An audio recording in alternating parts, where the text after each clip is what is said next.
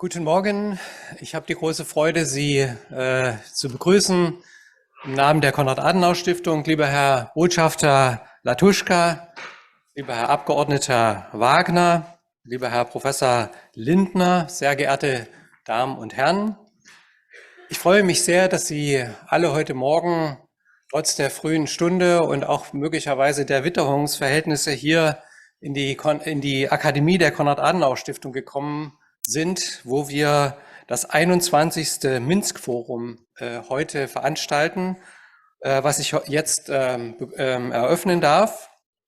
Nachdem wieder 3 Workshops in Vilnius, in Warschau und fast genau vor einem Monat auch in Brüssel stattgefunden haben, kommen wir nun wieder hier in Berlin zum Abschluss und zum Finale dieser Veranstaltungsreihe zusammen.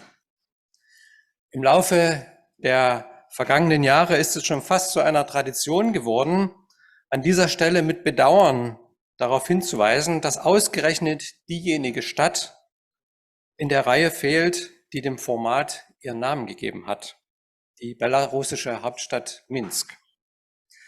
So wenig originell dieser Hinweis heute noch sein mag, so wenig hat er doch an Aktualität verloren. Die für das unabhängige Belarus präzedenzlosen Repressionen durch das Lukaschenka-Regime dauern an und finden fast täglich neue Ausdrucksformen. Die organisierte Zivilgesellschaft, die dieses Forum seit jeher entscheidend getragen hat, ist im Land weitgehend zerschlagen, ebenso wie die unabhängigen Medien oder Thinktanks.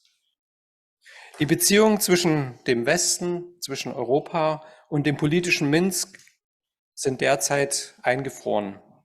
Gleichwohl halten wir natürlich im Namen des Minsk Forums an dem Namen des Minsk Forums fest, statt es umzutaufen, etwa in ein Vilnius, Warschau, Brüssel, Berlin Forum oder ähnliches. Denn der Anspruch bleibt, dass dieses Format nach Belarus zurückkehrt. Das soll heißen, dass sich die Verhältnisse dort ändern, dass dieses Forum als Ort des wirklich freien Austauschs und gemeinsamen nach vorne Denkens wieder möglich sein wird und in Minsk stattfinden kann. Darauf hoffen wir. Und natürlich werden wir heute hier Minsk und auch Belarus im Kern unserer Gespräche und Diskussionen haben. Raising the Belarusian Voice in Europe. Das ist der Titel dieses 21. Minsk Forums. Dafür wiederum ist Berlin und auch die Konrad-Adenauer-Stiftung ein guter Ort. Berlin, hier hatte 1997 die Initiative zum Minsk Forum begonnen. Und die Konrad-Adenauer-Stiftung,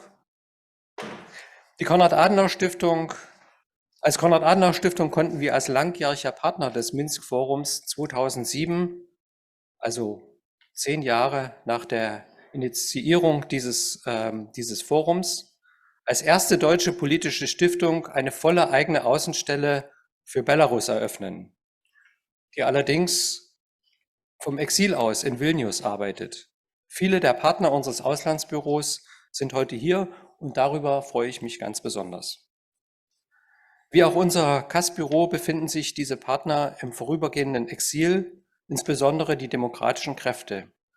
Jene wiederum haben sich im August diesen Jahres bei ihrer New Belarus Conference in Warschau ausdrücklich dafür ausgesprochen, ihr Land in die Europäische Union führen zu wollen.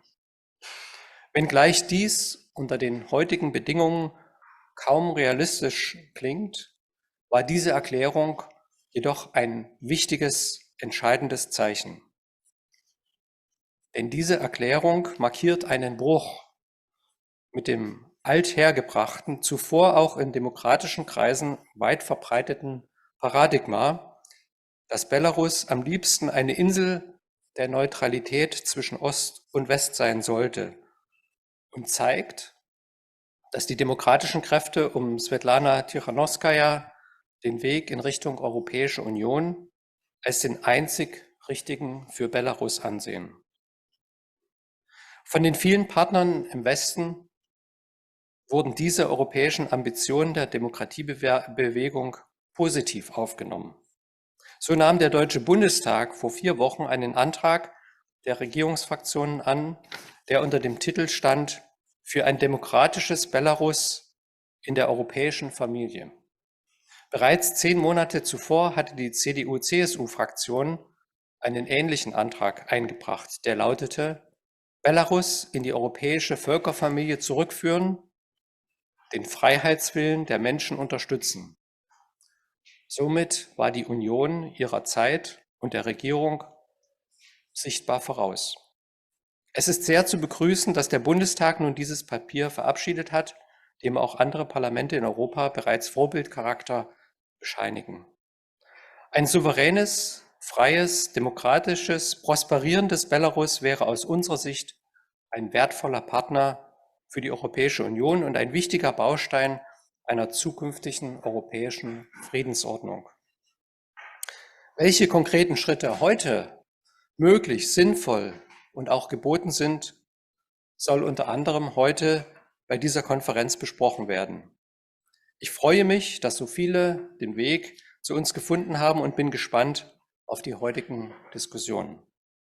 Ein herzlicher Dank gilt unseren Partnern, Pars pro Toto und insbesondere dem Auswärtigen Amt und der deutsch-belarussischen Gesellschaft, natürlich auch meinen Kollegen unseres Büros aus Belarus, geleitet von Jakob Wöldenstein, der persönlich leider heute nicht hier sein kann. Aufgrund der Witterungsverhältnisse wurde gestern Abend sein Flug abgesagt, aber er bedauert, dass er nicht hier sein kann und sendet herzliche Grüße. Einige von Ihnen werden ihn wahrscheinlich persönlich kennen.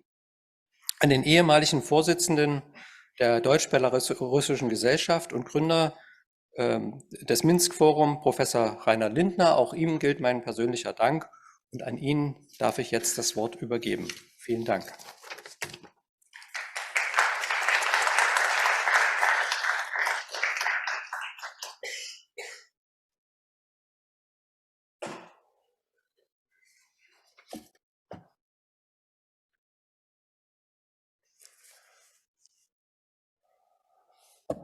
Живи Belarusi.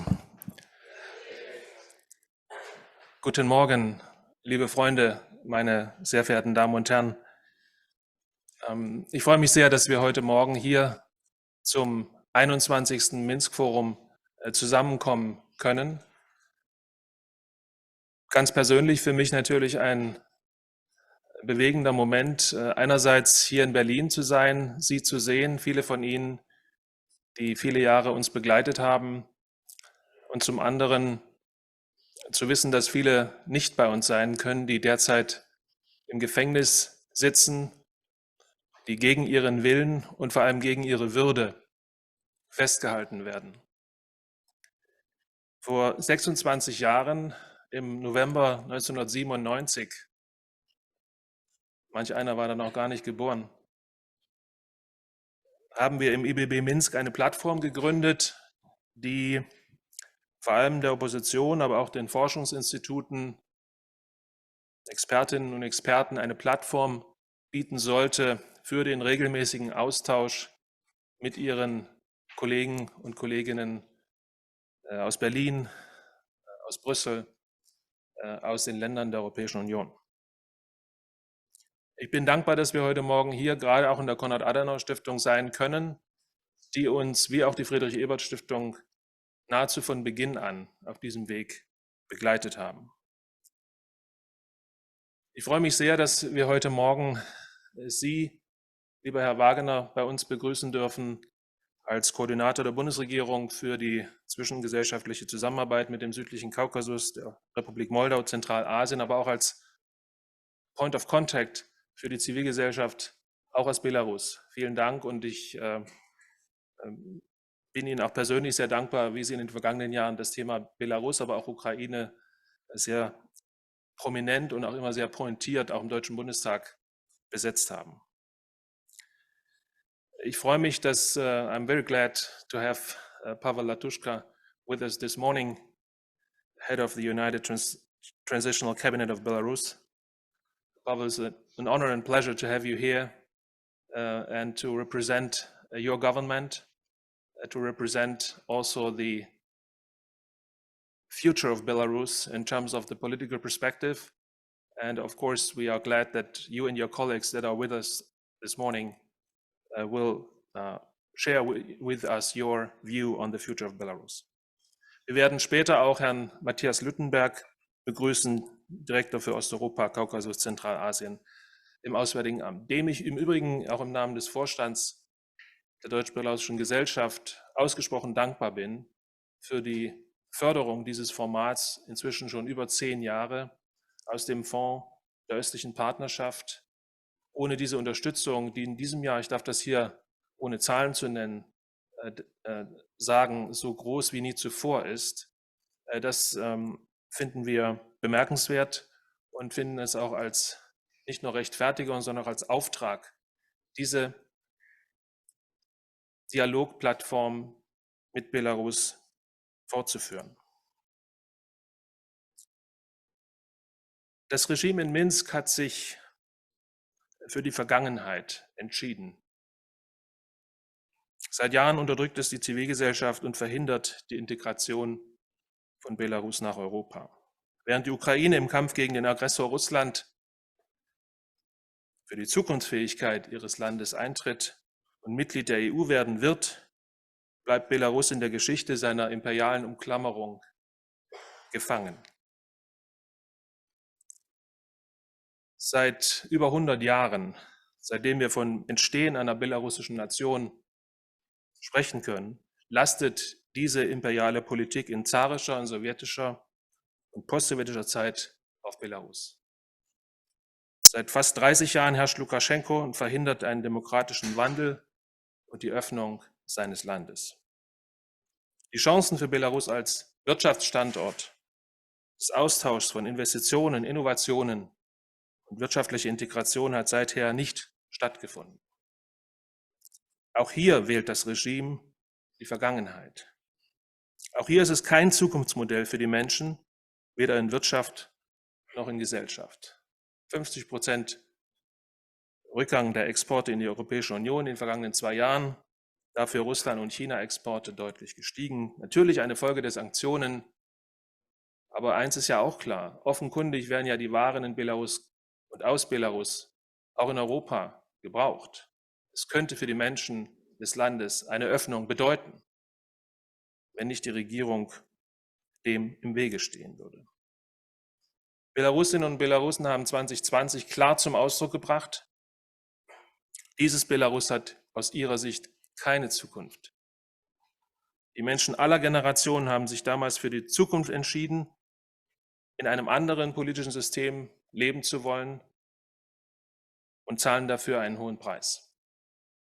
Meine Gedanken gehen heute zu den über 1000 Gefangenen, die vor allem aus politischen Motiven vom Regime festgehalten werden und für deren Freilassung wir uns immer wieder auch eintreten und stark machen werden.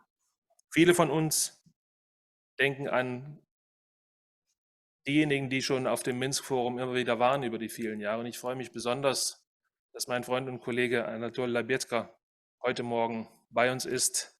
Lieber Anatoli, dein Sohn ist im Moment in Gefangenschaft. Umso mehr wissen wir es zu schätzen, dass du heute bei uns bist.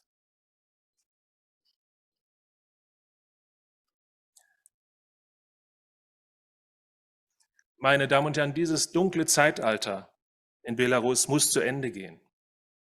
Das Land hat eine Zukunft in Europa verdient, ebenso wie die Ukraine, ebenso wie die Republik Moldau, Georgien. Diese Staaten wollen das imperiale Erbe hinter sich lassen. Demokratischen Kräfte innerhalb und außerhalb von Belarus, sie finden zueinander. Das war nicht immer so. Wir haben viele Diskussionen auch auf dem Minsk Forum geführt über Einigkeit der Opposition, über das gemeinsame Agieren, über die Abstimmung.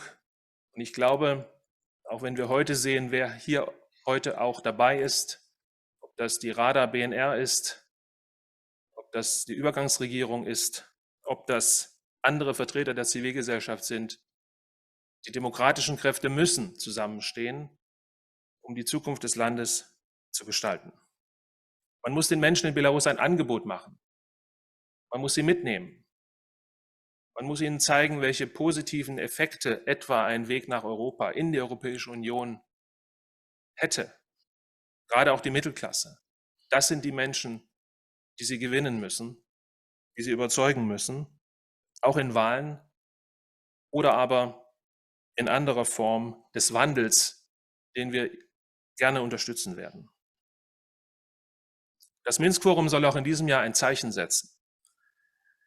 Ich freue mich, dass eben gerade zahlreiche Kolleginnen und Kollegen aus Belarus hier sind. Wir haben gestern Abend einen sehr, wie ich finde, bewegenden Abend erlebt.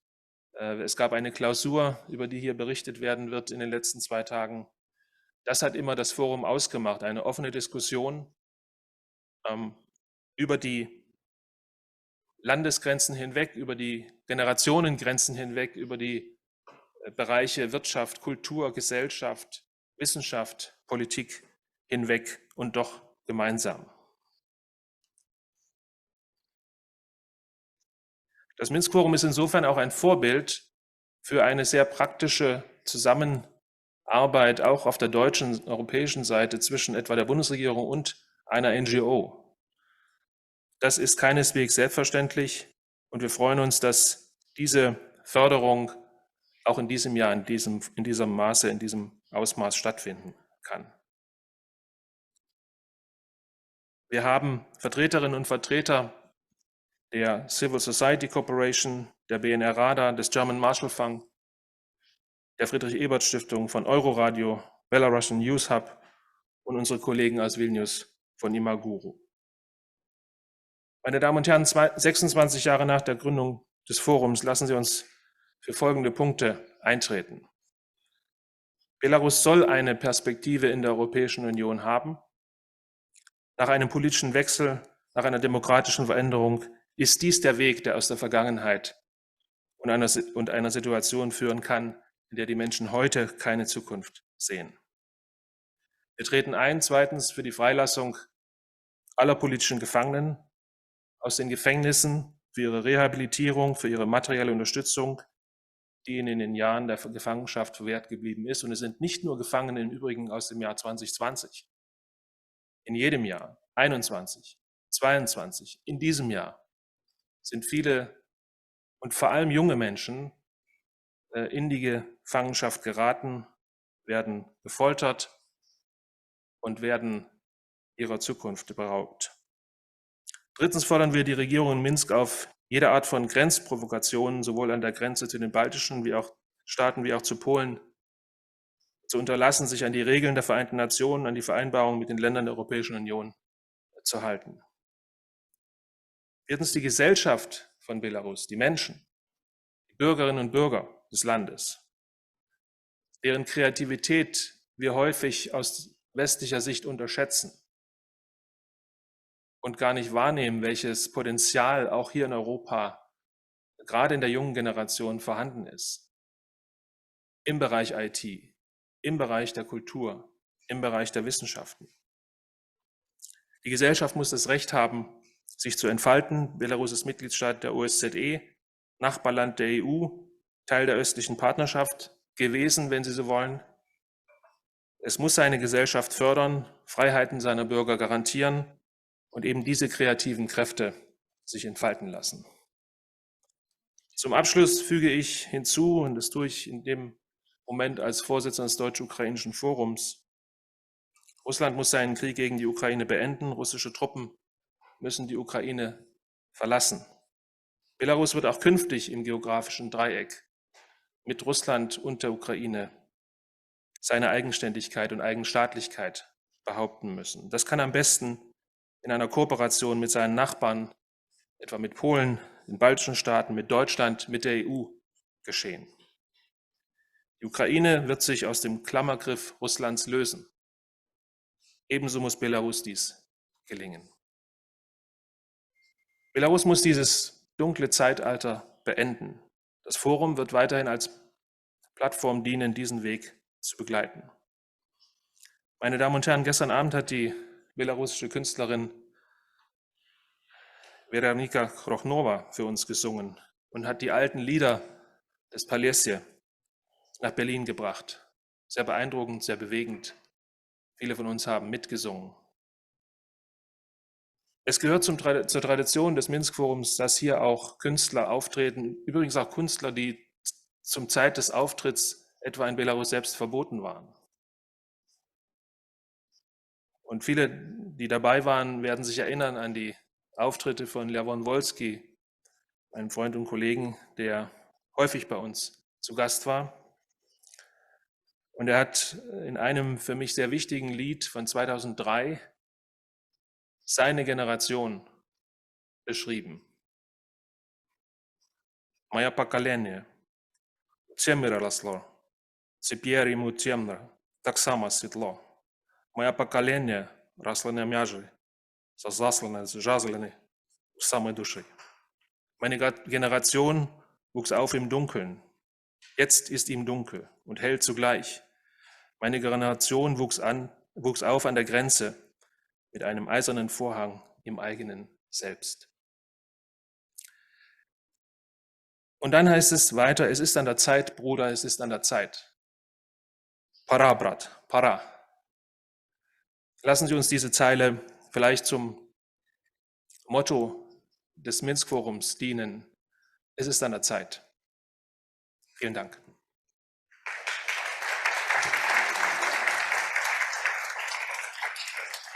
Ich darf jetzt Ihnen, Herr Wagener, das Wort übergeben. Vielen Dank, Herr Lindner. Guten Morgen, Herr Latushka, liebe Kolleginnen und Kollegen, sehr geehrte Damen und Herren, liebe Mitglieder und Freundinnen und Freunde der deutsch-belarussischen Gesellschaft, liebe Freundinnen und Freunde eines demokratischen Belarus. Ich denke zurück an den Sommer 2020, ein ikonischer, aber auch ein brutaler Sommer. In Weiß-Rot-Weiß gingen Hunderttausende in diesem Sommer auf die Straße aus Protest gegen die gefälschten Präsidentschaftswahlen. Sie versammelten sich hinter einem starken Frauentrio, hinter Svetlana Tichanowskaja, hinter Maria Kolesnikova und hinter Veronika Zepkala. Es war eine Stimme der Hoffnung in diesem Sommer. Der Wille nach Freiheit, nach demokratischer Öffnung war überall im Land spürbar und es wehte ein Wind of Change. Aber heute wissen wir alle, es kam anders. Das Regime schlug zurück und anders als in Georgien 2003, anders als in der Ukraine 2004 oder auch 2013-14 kam es nicht zu einem Machtwechsel. Diktator Lukaschenka schlug die Protestierenden brutal nieder, viele bezahlten mit ihrem Leben. Tausende wurden in Schauprozessen verurteilt, andere ins Exil gezwungen, Vereine zwangsaufgelöst, unabhängige Medien geschlossen, Messenger-Dienste gesperrt. Das Recht auf freie Meinungsäußerung existiert auch heute nicht. Und bis heute, das haben Sie eben angesprochen, steigt die Zahl der politischen Gefangenen fast täglich. Menschen werden inzwischen sogar für ein Like in sozialen Medien oder das Folgen eines nicht regimenahen Kanals in den sozialen Medien verurteilt. Noch 3 Jahre nach den Demonstrationen wertet das Regime, und vielleicht gerade jetzt besonders, wertet das Regime Kameraaufnahmen aus, um Menschen für das Tragen der falschen Farbkombinationen zu verurteilen. Aktuell liegt die Zahl der politischen Gefangenen bei rund 1450 Menschen. Und bis heute werden viele von ihnen gefoltert.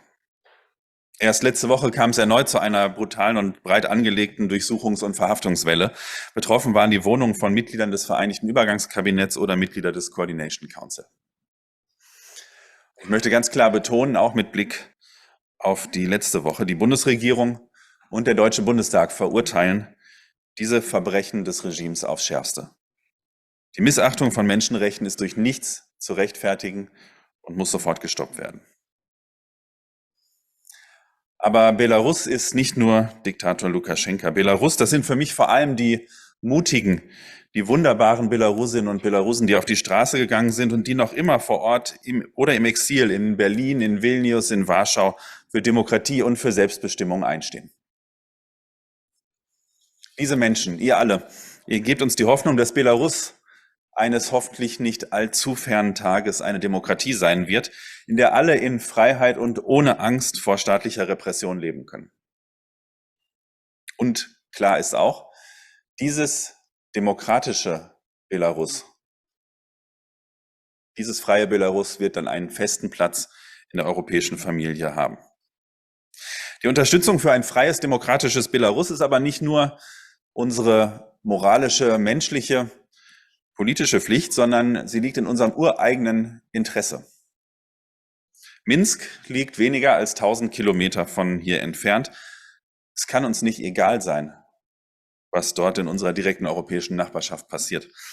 Die Überschreitung, und dieser Krieg ist heute auch schon angesprochen worden, die Überschreitung der belarussisch-ukrainischen Grenze am 24. Februar 2022 durch russische Truppen eskalierte den seit 2014 bestehenden völkerrechtswidrigen Krieg Russlands gegen die Ukraine. Und er war möglich mit der Unterstützung des Diktators in Minsk. Und spätestens damit sollte jedem klar geworden sein, mit Putin und mit Lukaschenka ist kein Frieden in Europa zu machen. Dauerhaften Frieden in Europa wird es nur mit Demokratinnen und Demokraten geben. Und darum haben wir ein Interesse daran, dass Belarus internationale Regeln und Normen respektiert, dass europäische Werte gelebt werden können. Belarus ist historisch und geografisch Teil unseres gemeinsamen Europas und wir brauchen auch für unsere eigene Sicherheit eine gute Nachbarschaft mit einem demokratischen Belarus.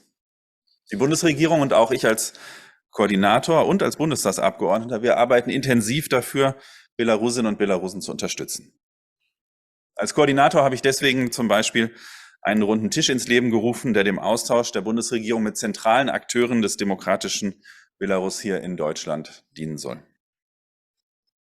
Über das Programm Ausbau der Zusammenarbeit mit der Zivilgesellschaft in den Ländern der östlichen Partnerschaft und Russland, das ist eben schon angesprochen worden, das ÖPR-Programm. Über dieses Programm unterstützen wir unabhängige Medien und zivilgesellschaftliche Projekte. In der International Accountability Platform for Belarus, welche wir ebenfalls fördern werden, schwerste Menschenrechtsverbrechen in Belarus dokumentiert, um Straflosigkeit entgegenzuwirken und die Täter zu einem späteren Zeitpunkt für ihre Verbrechen zur Rechenschaft ziehen zu können. Exiljournalismus-Hubs, Trainings, Capacity Building und Fellowships bietet die Hannah Arendt-Initiative, die auch von der Bundesregierung unterstützt wird. Durch diese Initiative soll die belarussische Bevölkerung mit unabhängiger Berichterstattung aus der Europäischen Union oder aus Drittstaaten versorgt werden. Schutzaufenthalte für MenschenrechtsverteidigerInnen und Kunst- und Kulturschaffende werden durch die Elisabeth Selbert und die Martin-Roth-Initiative ermöglicht. Und das Risk Emergency Office des Akademischen Netzwerks Osteuropa unterstützt mit finanzieller Unterstützung des Auswärtigen Amtes Wissenschaftlerinnen und Wissenschaftler, die vor Repression fliehen mussten. Und ganz besonders wichtig, und in diesen Tagen finde ich, bei manchen Diskussionen, die wir politisch in Deutschland führen, kann man das nicht stark genug betonen. Es hilft ja nichts nur zu sagen, die politisch Gefangenen in Belarus müssen freigelassen werden, sondern sie müssen auch irgendwo hin. Politisch verfolgten Belarusinnen und Belarusen helfen wir mit den humanitären Visa nach § 22 Satz 2 Aufenthaltsgesetz. Sie können sich in Deutschland vor dem Zugriff des Regimes in Sicherheit bringen und von hier aus für eine bessere Zukunft Ihres Landes arbeiten. All diese Unterstützung möchte ich fortsetzen und stärken, auch wenn es gerade angesichts der Haushaltsmittel von Jahr zu Jahr schwieriger wird. Gemeinsam mit meinen Kolleginnen und Kollegen der SPD- und FDP-Fraktion habe ich deshalb einen Antrag in den Bundestag eingebracht, der die Unterstützung für Belarus verstärken soll. Dieser Antrag wurde am 7. November im Bundestag beschlossen und ich habe mich sehr gefreut, dass Svetlana Tichanowskaja, als wir diesen Antrag beraten haben, im Plenum anwesend war und langen Applaus für ihr Engagement, aber auch stellvertretend für das demokratische Belarus aus dem Plenum des Deutschen Bundestages bekommen hat. Und wenn ich sage stellvertretend, dann ist jetzt die Zeit, auch Ihnen und euch allen ganz herzlich zu danken für das große Engagement für ein freies und demokratisches Belarus. Es ist zutiefst berührend, all diesen Einsatz und diese Arbeit immer wieder zu sehen. Ich verneige mich davor vor der Stärke, vor der Resilienz und vor diesem unermüdlichen Einsatz all der Kräfte, die für ein demokratisches Belarus arbeiten. Herzlichen Dank dafür.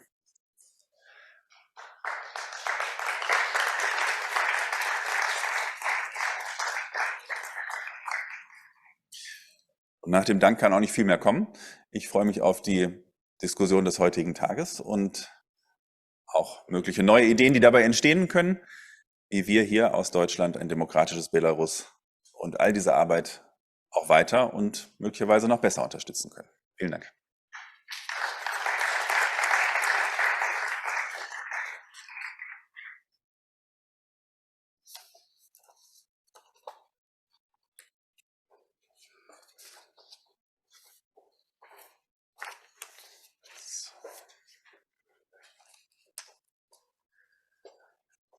Vielen Dank, Herr Wagener, für Ihre Worte, auch für die Worte der Unterstützung.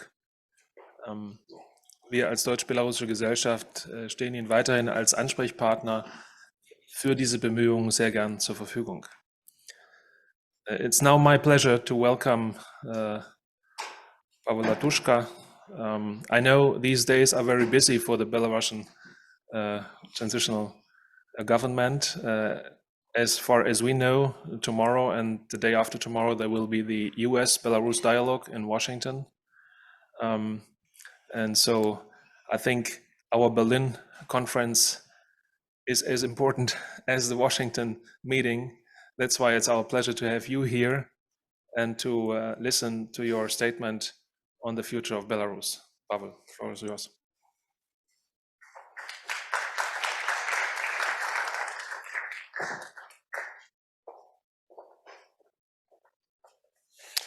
Добрий день, шановні сподари і спадарині, шановний спадар Ларс Hänsel, шановний спадар Ryhor Lindner, шановний спадар Робин Wagener. Хотел бы подяковать Минскому форуму, фундации Конрада Adenauera за организацию этой важной сустрэчы. Я думаю, что абсолютно у всех, кто собрался тут у Берлине, и об этом сказал спадар Ларс Hänsel, маюць великое жаданне, каб Минскі форум, адпаведна яго назве, мог быць праведзены ў Мінску. Сёння наша мэта – абмеркаваць магчымасці, як вярнуць Минскі форум у Мінск. Амбіцыозна, але, напэўна, трэба. Дзеля гэтага патрэбна воля беларусаў, але і патрэбна воля у нашых партнёраў. У беларусаў шмат партнёраў, ёсць саюзнікі, але, на жаль, не так шмат актыўных саюзнікаў, якія гатовы сумесна распрацаваць і рэалізаваць стратэгію па Беларусі. Адзіная краіна, якая мае на сёння стратэгію і метадычна яе рэалізуе, гэта Расійская Федэрацыя. Мэта гэтай стратэгіі – знішчыць Беларусь і ліквідаваць беларускі народ. Двума з галоўных інструментаў яе рэалізацыі з'яўляюцца марыянетка Крымля Лукашенка і яго рэжым, а таксама так званая саюзная дзяржава Беларусі і Расіі. Лукашенка знішчае беларускія нацыянальна арыентаваныя сілы, грамадзянскую супольнасць, дэмакратычную частку грамадства, а на адкрытае чыстае поле, падрыхтаванае самім жа рэжымам Лукашэнкі, уваходзяць расійскія сілы. Ці варта паўтарацца? Так, варта, бо не ўсе з прысутных кожнага дня жывуць у гэтай інфармацыйнай прасторы, у якой жывем мы, беларусы. У Беларусі за апошнія 3 гады праз затрыманні прайшлі больш за 60 тысяч грамадзян. Каля 20 былі забіты альбо памерлі ў турмах. Сёння ў беларускіх турмах тысячы палітзняволеных. Ліквідавана больш за 1400 пазаўрадавых арганізацый. Усе апазіцыйныя партыі і незалежныя СМІ. У рамках стратэгіі Расіі марыянетка Лукашенка знішчае беларускую мову, культуру, і я ўдзячны арганізатарам за тое, што мы маем магчымасць выступаць па-беларуску.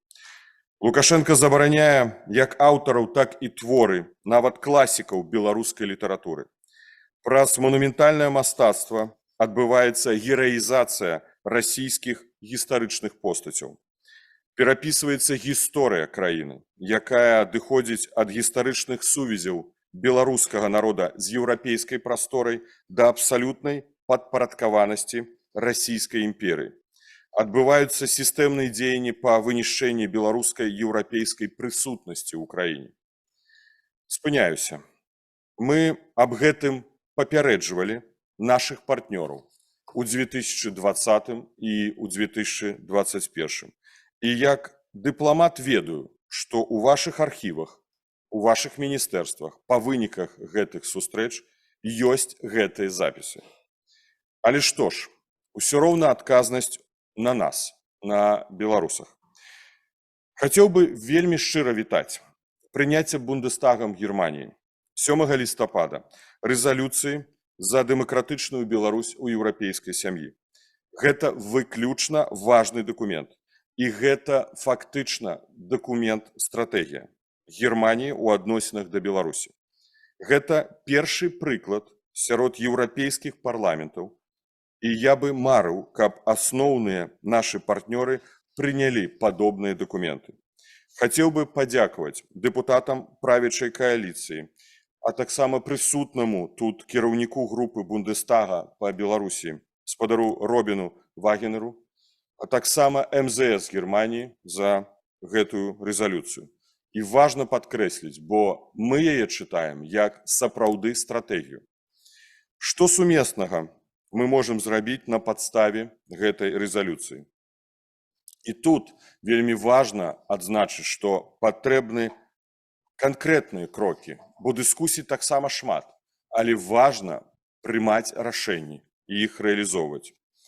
Патрэбна стварыць сумесную рабочую групу Беларусі і Германіі, якая акрэсліла канкрэтныя крокі дзеянняў. Прабачце за мой бюракратызм, бюракратычны падыход. Інакш гэты дакумент застанецца толькі добрымі інтэнцыямі. Якія інструменты мы можам выкарыстаць у рамках такой стратэгіі? Першы – інструмент міжнароднай крымінальнай адказнасці. Неабходна выдаць Александру Лукашэнку ордэр на арышт за здзяйсненне ваеннага злачынства, незаконнае перамяшчэнне украінскіх дзяцей з часова акупаваных тэрыторый, як гэта было ўжо зроблена супраць Уладзіміра Пуціна. З гэтай мэтай Народнае антыкрызіснае ўпраўленне падрыхтавала і перадало пракурору МУС у горадзе Гага 2 часткі камунікацыі аб незаконнай дэпартацыі або перамяшчэнні украінскіх дзяцей з акупаваных Расіяй тэрыторый у Беларусь у адпаведнасці з артыкулам 15 Рымскага статута. Акрамя таго, у сярэдзіне лістапада была апублікавана справаздача лабараторыі гуманітарных даследаванняў Ельскага універсітэта ЗША пад назвай «Супрацоўніцтва Беларусі і Расіі у сістэматычнай дэпартацыі дзяцей Украіны». Дадзеная справаздача вядомай і аўтарытэтнай арганізацыі фактычна пацвердзіла ўсе факты, перададзеныя намі раней у міжнародны суд. Таксама важна, на падставе даклада Цэнтра права і дэмакратыі Justice Hub, літоўскага цэнтра, які быў падрыхтаваны пры падтрымцы Народнага антыкрызіснага ўпраўлення, у якім утрымліваюцца звесткі аб здзяйсненні масавых злачынстваў супраць чалавечнасці рэжымам Лукашэнкі, ініцыяваць разгляд дадзенай справы у міжнародным судзе.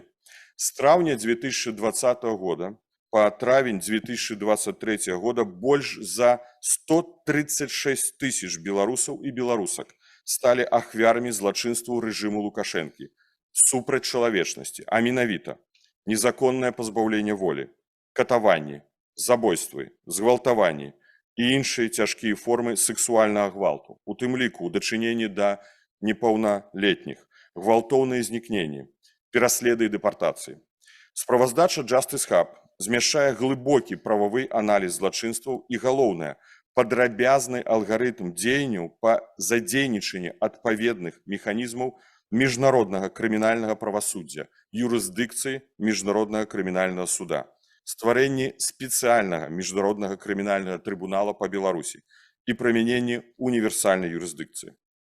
Асабістае прыцягненне Лукашэнкі да міжнароднай крымінальнай адказнасці, выдача ордэра на ягоны арышт знішчыць Лукашэнку палітычна і стане сігналам для ўсяго яго атачэння што ад яго можна і трэба пазбавіцца. Гэта важнейшы інструмент для рэалізацыі стратэгіі па расколе эліт. Лукашенко пры ўладзе 30 гадоў.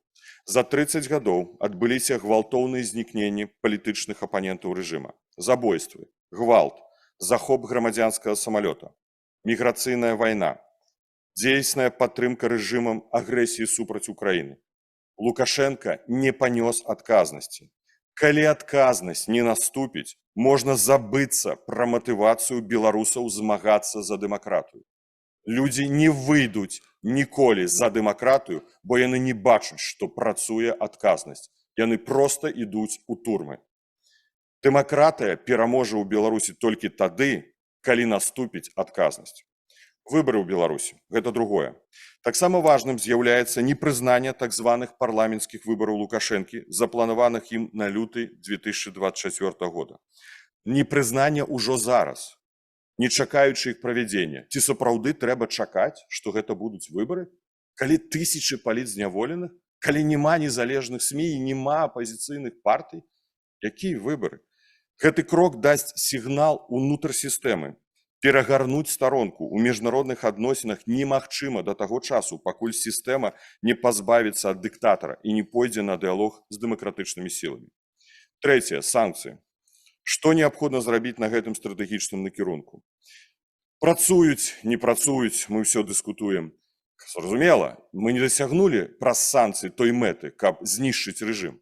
Але санкцыі адныя ніколі не здольныя дасягнуць гэтай мэты. Але яны працуюць, бо Лукашенко бегае па свеце, і яго хаўруснікі бегаюць па свеце і просяць, моляць, адмяніце санкцыі, адмяніце санкцыі. Ну, па што ім гэта рабіць, калі яны не працуюць? Але у мяне, як асобы адказнай за санкцыі, пытанне да партнёраў, у тым ліку і да нямецкага ўраду. Я не магу зразумець, чаму да гэтай пары ніхто не чуе нашу прававую эканамічную аргументацыю. Немагчыма прымяняць санкцыі ў адносінах Расіі адныя, у адносінах да рэжыма Лукашэнкі іншыя, бо гэта саюзная дзяржава. Гэта адзіная эканамічная прастора. Гэта мытны саюз. Усё, што ўваходзіць на тэрыторыю Беларусі, трапляе ў Расію і наадварот. І мы пра гэта кажам больш за 2 гады. Але гэтае пытанне не вырашаецца. Значыцца, хтосьці ў гэтым мае інтарэс. Бо я не веру тое, што нас не чуюць і не разумеюць, колькі дакументаў падрыхтавана, колькі размоў, перамоў праведзена.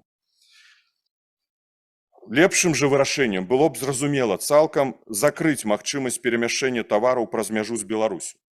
Безумоўна, з выключэннем для тавараў першай неабходнасці і медыкаментаў. Паглядзіце, як зрабіла Фінляндыя. Но ёсць жа прыклады. Па Беларусі чамусьці ніхто не адважваецца. Па-другое, трэба ўвесці санкцыі на выкарыстанне даляра ў разліках з Беларусю, на ўвоз банкнотаў у Беларусь, як Еўразвяз ужо зрабіў гэта з еўра. Па-трэцяе, неабходна знайсці і арыштаваць замежныя актывы сям'і і гаманцоў Лукашэнкі. Але гэтае пытанне ўжо да амерыканскага боку і, дарэчы, да стратэгічнага дыалогу, які заўтра пачнецца ў Вашынгтоне. Зноў жа, кошт утрымання Лукашэнкі ва ўладзе павінен стаць максімальна крытычным для сістэмы. Трэцяе, інструменты барацьбы за захаванне незалежнасці Беларусі. Неабходна на ўсіх узроўнях афіцыйна асудзіць і заняць жорсткую пазіцыю супрадзеяння спробам Расіі паглынуць незалежнасць Беларусі праз рэалізацыю праекта пад назвай «Саюзная дзяржава». Неабходна выразна вызначыць гэты праект як праект рэалізацыі гібрыднай анексіі Беларусі і стварэння парамой пагрозы беларускай незалежнасці і суверэнітэту. І трэба ўвесці санкцыі на саюзную дзяржаву і на ўсіх асобаў, якія там працуюць. Неабходна выразна заявіць аб непрызнанні любых спробаў Расіі паглынуць Беларусь праз падпісанне пагадненняў з нелегітымнымі ўладамі, а таксама аб непрызнанні любых такіх пагадненняў, падпісаных самаабвешчаным Александром Лукашэнкам.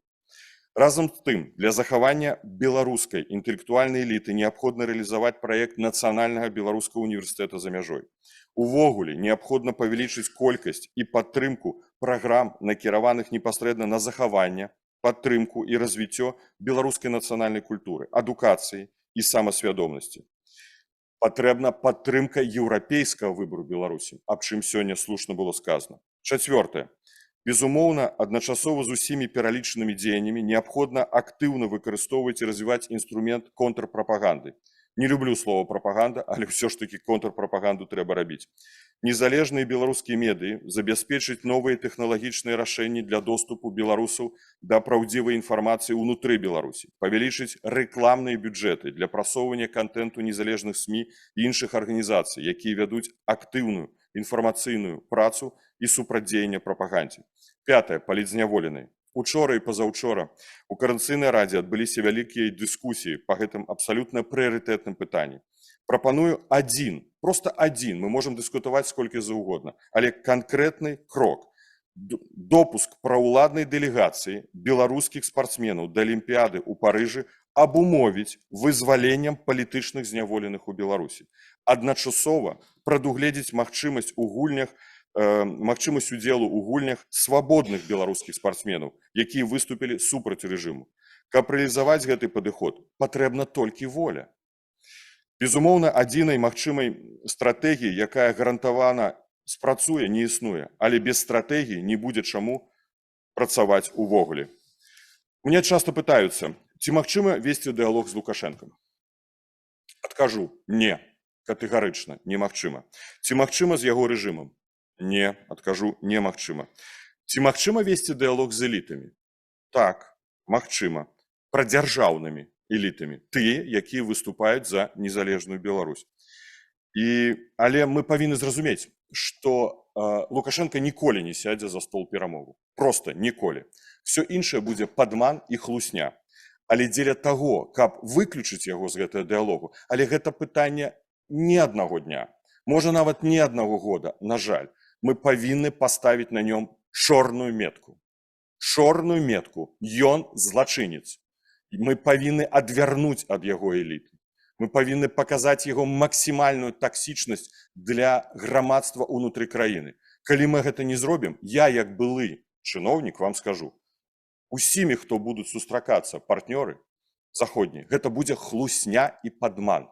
Ніводны чыноўнік ніколі не зарызыкуе ні на якія размовы, пакуль Лукашенко той, які ён ёсць сёння ў Беларусі. Всё гэта падман. Калі мы гатовы паўтараць гэты падман бясконца, да таго дня, пакуль проста Лукашенко не памрэ, ну давайте тады займацца гэтым самападманам. Альбо ўсё ж такі мы будзем дзейнічаць. Прабачце, можа, за трошкі эмацыйнасць, але яшчэ раз хочу сказаць, што для нас Германія вельмі важны партнёр, крытычны партнёр. Я раскажу такую надзею, што калі Светлана Ціхановская павінна была сустрэцца з Меркель, усе чакалі. Ну вось, Ціхановская сустрэнецца з канцлерам Меркель, і пытанне Беларусі будзе вырашана. Спадзяванні былі завышаныя. Але гэта не азначае, што Германія не мае інструменту. Я перакананы, Германія мае гэтыя інструменты, яна іх выкарыстоўвае. Але для нас важна, каб гэтае выкарыстанне інструментаў было больш моцным, больш сістэмным, больш мэтанакіраваным. Дзякуй вялікі, што ў нас ёсць такія сябры, як мінскі дыялог. Дзякуй усім тым, спадару дэпутату, хто сабраўся сёння ў гэтай зале.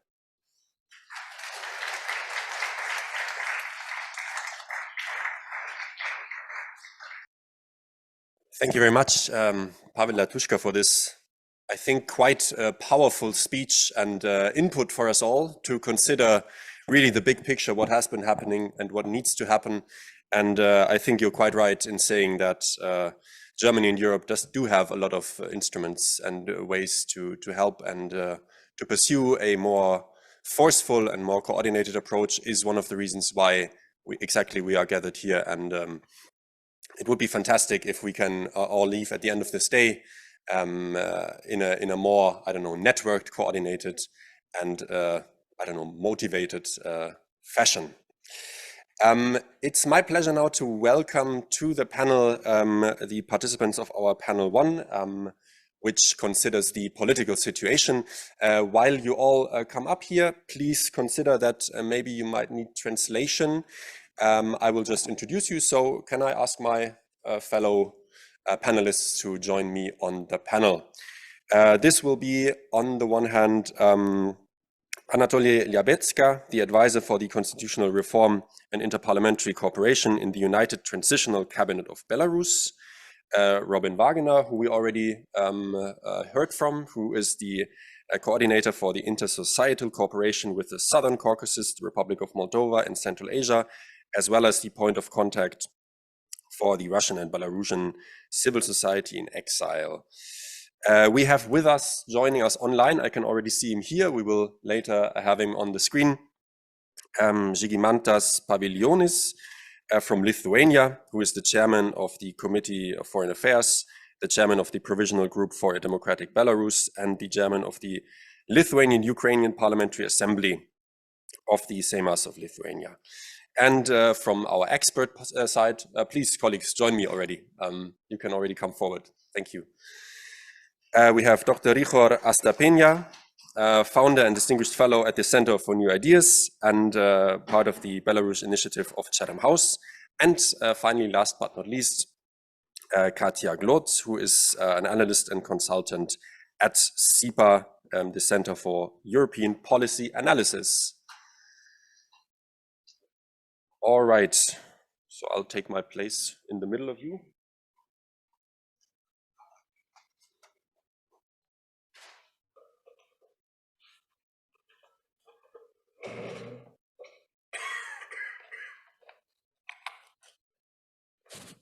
And hoping for this microphone to work as well, which it does. All right. Everyone set and ready. Thank you, colleagues, for joining us. One quick word. My colleague Lars Hänsel already mentioned that usually Jakob Wöllenstein would be sitting in my place moderating this panel right now, but it's the winter conditions that sometimes cross out our plans, and so this is what happened with the airport and the flight that got cancelled, with the option for him to fly to Berlin at 1:30 today, which I think would be nice, but not enough for him to just say hello to everyone at 5 or 6 o'clock this evening. But he sends his best regards. So colleagues, our panel is called Germany and Europe at the Side of Democratic Belarus, Ways Forward in Support of the Democracy Movement. And I'd like to start with you, Ryhor, to tell us maybe in a first step how we see the general trend lines of the situation in Belarus today. Mr. Latushka has already provided quite an input and an impulse in that direction, but maybe we could start by establishing what the situation is, what the trend lines you see for Belarus as a whole and the democratic movement. Thank you very much. Good morning, ladies and gentlemen. It's a pleasure to be here.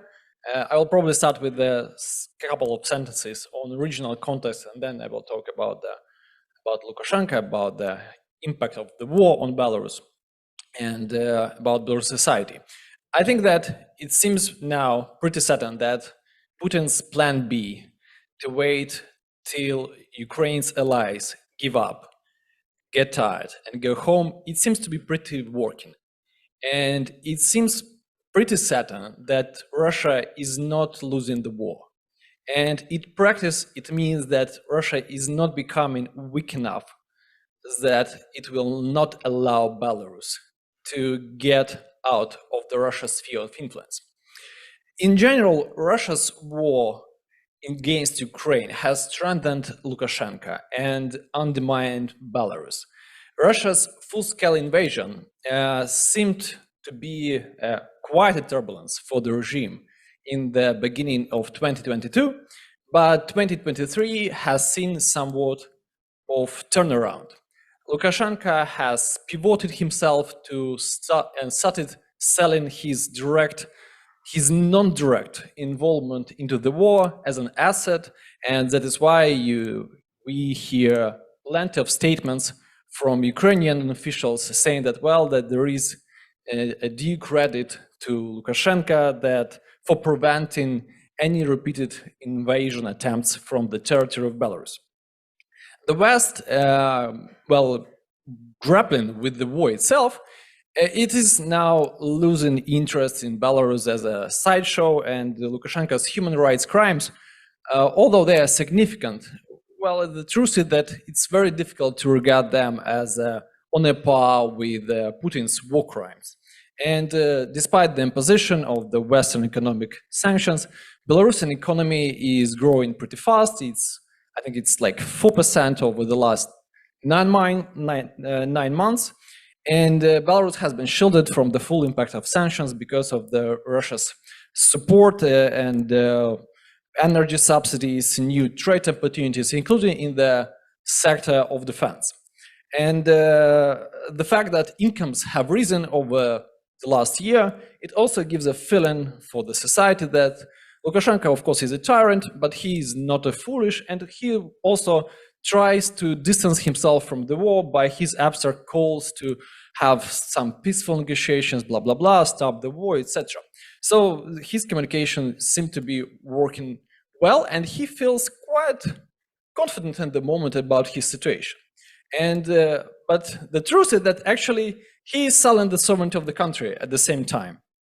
And Belarus was dependent on Russia for a long time, but after the 2022, this dependence on Russia have risen significantly, and military integration continues, and not least through the deployment of the Russian tactical nuclear weapons in Belarus. Economic integration continues. 2/3 of Belarusian trade is now with Russia, and integration roadmaps that were discussed for a long time between governments Belarus and Russia, they are being implemented at the moment.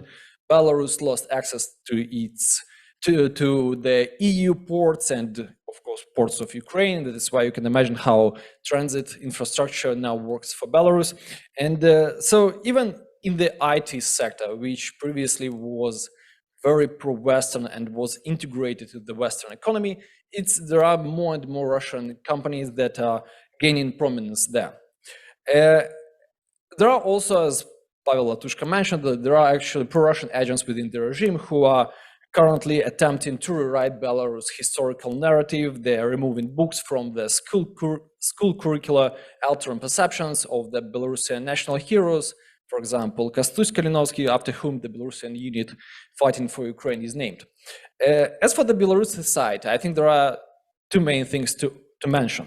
The first one is that Belarus society remains resilient. Despite the propaganda from Russia, despite the repressions from the Lukashenko's regime, public opinion commissioned by my organization, by Chatham House, Belarus Initiative, these polls show that the majority of the society doesn't support the war of Russia in Ukraine. But the second issue that I would like to mention is that actually this resilience can't last forever.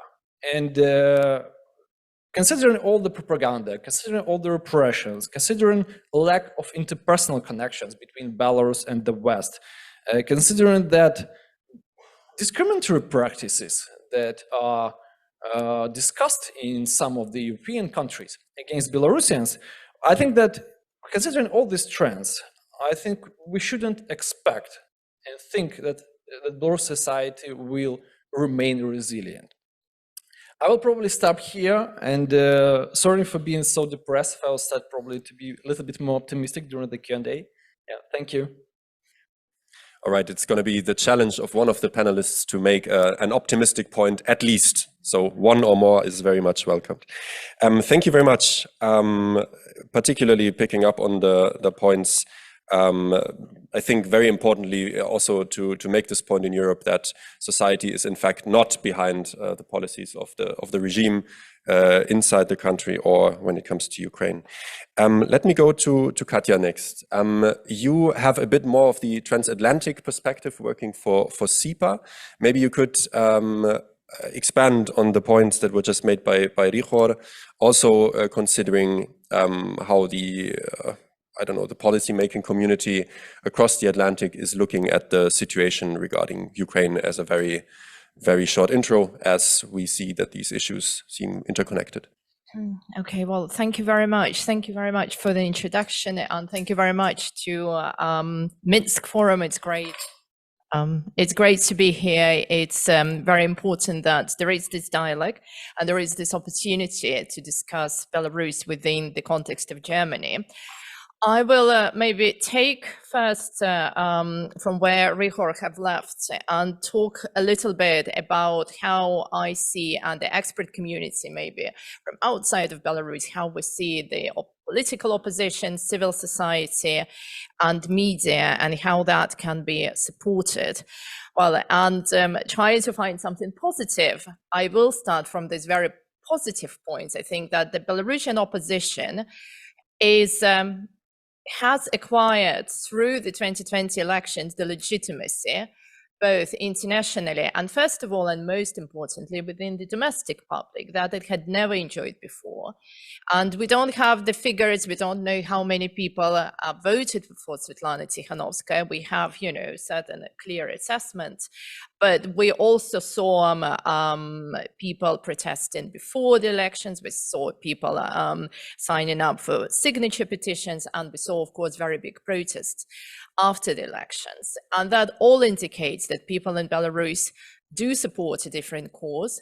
The regime of Lukashenko has finished in the sense that it cannot provide any inciting, interesting future to Belarusians, be they younger people, be they middle age, or be it even pensioners. And I think that's very positive that the opposition in Belarus has this domestic support, has this legitimacy, and there is the support for an alternative cause.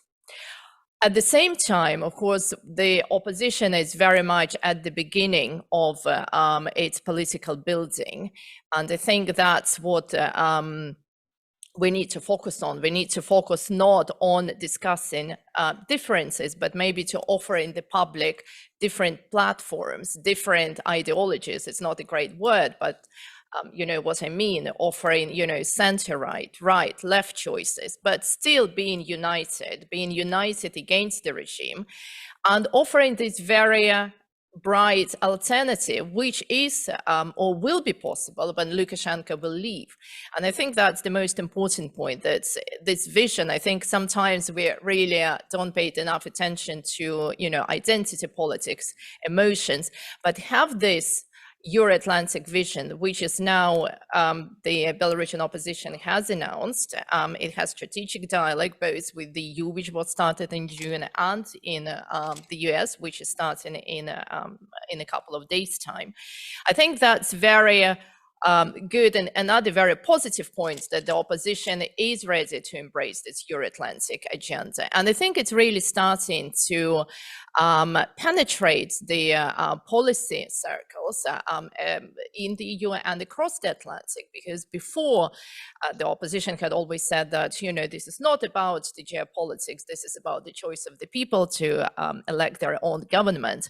But now, once they put these people's aspirations on the agenda, that Belarus does not want to be left behind when Ukraine and Moldova might or may be making strides towards the EU. I think that's now finally kind of getting also into Brussels and other European capitals. And this is something that I think needs to be supported and needs to be carried on. And at the same time, it's also very important to win the minds of Belarusian people. And I think that's what Mr. Lindner also alluded to at the beginning. People in Belarus need to understand that there is this choice, that there is choice towards Euro-Atlantic integration.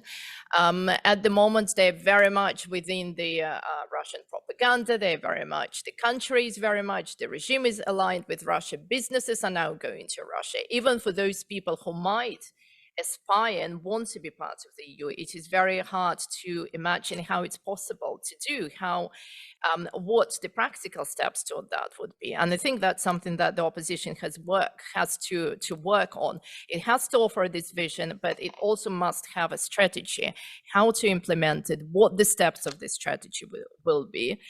and propose reforms in each of their spheres, be it education, healthcare, economy, all which is very important to people who live inside the country. So having this vision and having the reforms, I think that's something that the opposition has to work on.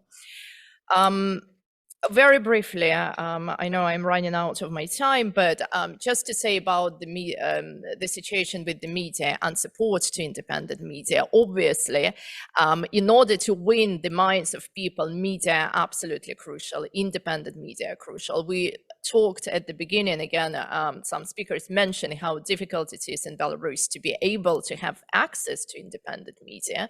It's only through VPN or social media, and if you put a like, you might be arrested.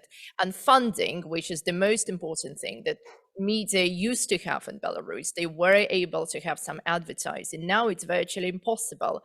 Some funding can be attracted through the Belarusian businesses that have immigrated, that they are now abroad, but even that funding is limited to those businesses that do not have ties to Belarus. And those who still are operating within the country, they are very worried about supporting independent media. So being smart about it, going digital, going to use different apps, like, for example, very cleverly, Zerkalo is doing now, some other media trying also to utilize apps to go around the, for example, lack of VPN for those people who don't know how to do that. And I think it is, again, very important for the independent media to go back to having this trust of the Belarusian public. At the moment, again, the figures show that about 15% of Belarusian trust independent media, about 5%, about 30% trust independent media, 15% trust state-owned, and 45% do not read news. But if we look back at 2020, during the COVID pandemic, and then during the election campaign, the trust towards independent media was much higher because they really managed to capture this agenda. People really trusted the sources. They completely lost any faith in the state media. So that's, again, another indication that it can be achieved. And my last very point on civil society, I think, again, Ryhor and others mentioned, and Pavel, Latushka mentioned about the importance of culture, national revival, education. I would add businesses, supporting Belarusian businesses abroad, and I think they're doing great work, and they are also generating workplaces within Europe, and they are trying to be self-financed as well. Going digital, all these initiatives should indeed be supported, and they should be generated. And I think in terms of culture, we have very good examples how several Belarusian theaters, some who have emigrated from Belarus and some others who had been in existence already abroad, how they managed through YouTube and through platform stages within Europe to offer good content to Belarusian audience, and people in Belarus are able to consume it through YouTube.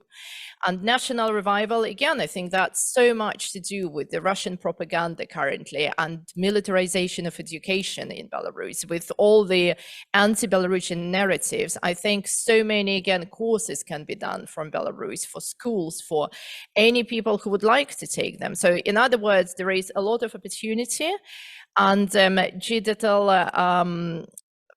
AI digital platforms offer many of the opportunities on which that can be built, and all of that just needs to be carried on. Thank you very much. And since you mentioned the percentages that trust various media sources in Belarus, I think one of the most impressive stats I've read, it was the Russian example, in fact, was that during crisis situations, be that COVID or some strange stuff happening with some strange Wagner fighters going someplace strange, suddenly the opposition media consumption is jumping dramatically. So people have some sort of understanding that what they might be reading when the chickens really come to roost might not actually be the state media the first place to turn to. So that's quite impressive. Anatoli, Liabedzka. We've just heard vision plus strategy for the opposition. We've heard the bonus of legitimacy that the united opposition is enjoying. We've heard about the needs to win hearts and minds in the domestic orientation, but also the foreign policy orientation of the United Democratic Opposition. How do you currently, or how do you plan in the future to translate these points into practice? And crucially, what do you need from Germany, from Europe, and your international partners to achieve this?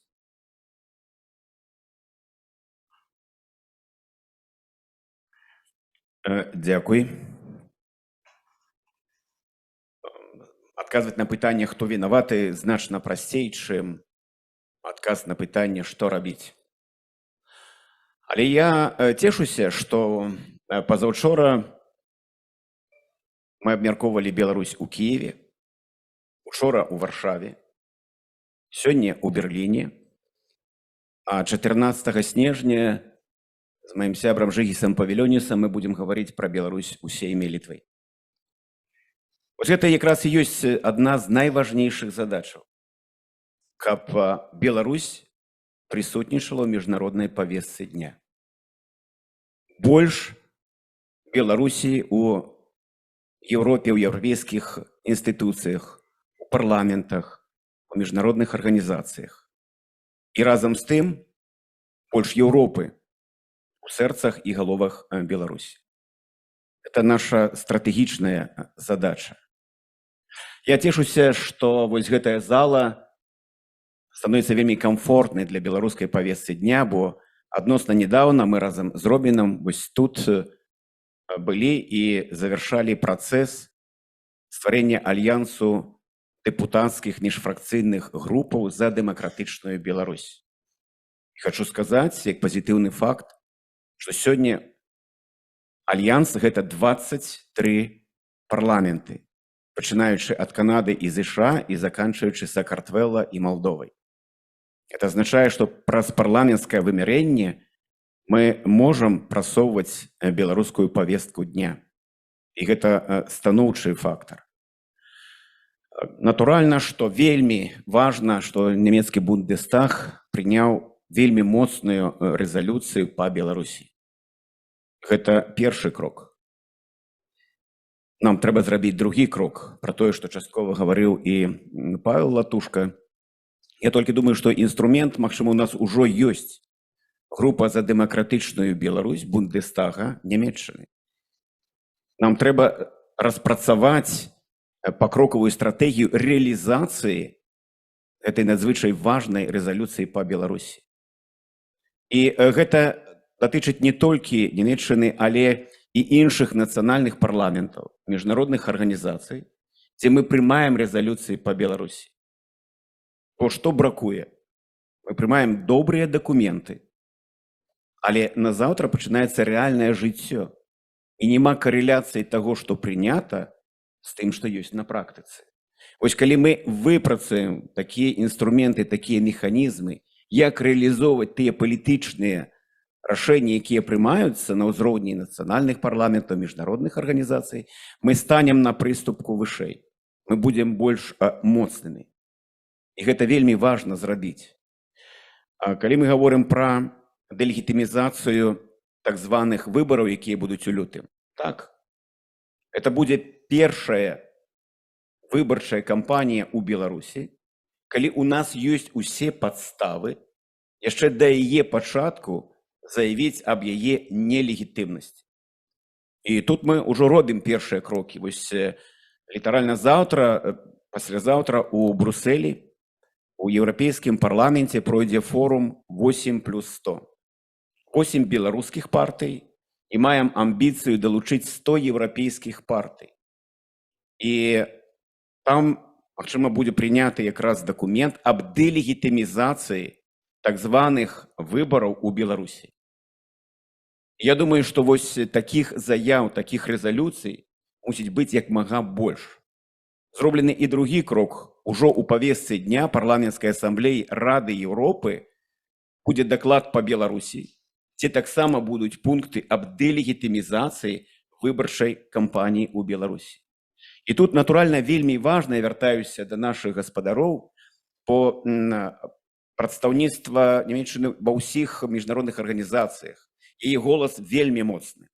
Я тут подзялюся дыскусіяй, якая у нас была ў Киеве, бо там прагучаў такі тэзіс, што Украіна гэта вось нейкі выключны, это адзіны там стратэгічны партнер для Беларусі. Я думаю, наша задача якраз стварыць шырокую міжнародную кааліцыю па Беларусі. Ці натуральна вельмі важнае месца належыць Украіне. Але мы не можам не памятаваць, што Нямецчына, Польша, Літва на працягу дзесяцігоддзяў інвеставалі ў беларускую дэмакратыю. Дзесяцігоддзі, я падкрэсліваю. І без гэтых інвестыцый, магчыма, і не быў бы 2020 год. Без дзейнасці і дапамогі фонда Adenauer, Эберта і іншых пляцоўкі, на якой мы зараз знаходзімся. Гэта наши агульныя інвестыцыі. Таму нам патрэбна шырокая кааліцыя, і, канешне, мы вітаем вось такія пляцоўкі, як стратэгічны дыялог з США, стратэгічны дыялог з еўрапейскім звязам. Магчыма, трэба падумаць і асобны, каб быў файл, стратэгічны дыялог з Нямецчынай, з Германіяй. Это таксама вельмі важна, бо ёсць адметнасці і ёсць дадатковая вартасць вось тых інвестыцый, якія могуць быць з Нямецчыны. І апошняе, што хочу сказаць, што вельмі важна, тут гэта гучала, пра гэта гаварыла Катя, гэта інвестыцыі ў візію новай Беларусі. Большасць беларусаў і самі ведаюць, што рэжым дрэнны. Яны хочуць пачуць адказ, а што вы прапаноўваеце? У якой Беларусі вы прапануеце нам жыць? І вось тут тая праца, якая вядзецца ўжо, я тут гавару і пра праект Канстытуцыі новай Беларусі, пакет законапраектаў, якія мы распрацоўваем, і запрашаю вось 15 сакавіка, у дзень Канстытуцыі, у наступным годзе мы зробім вялікую міжнародную канферэнцыю, магчыма, у Вільнюсе, і зробім прэзентацыю вот гэтых напрацовак. Адказ на пытанне, у якой Беларусі мы прапануем жыць беларусам.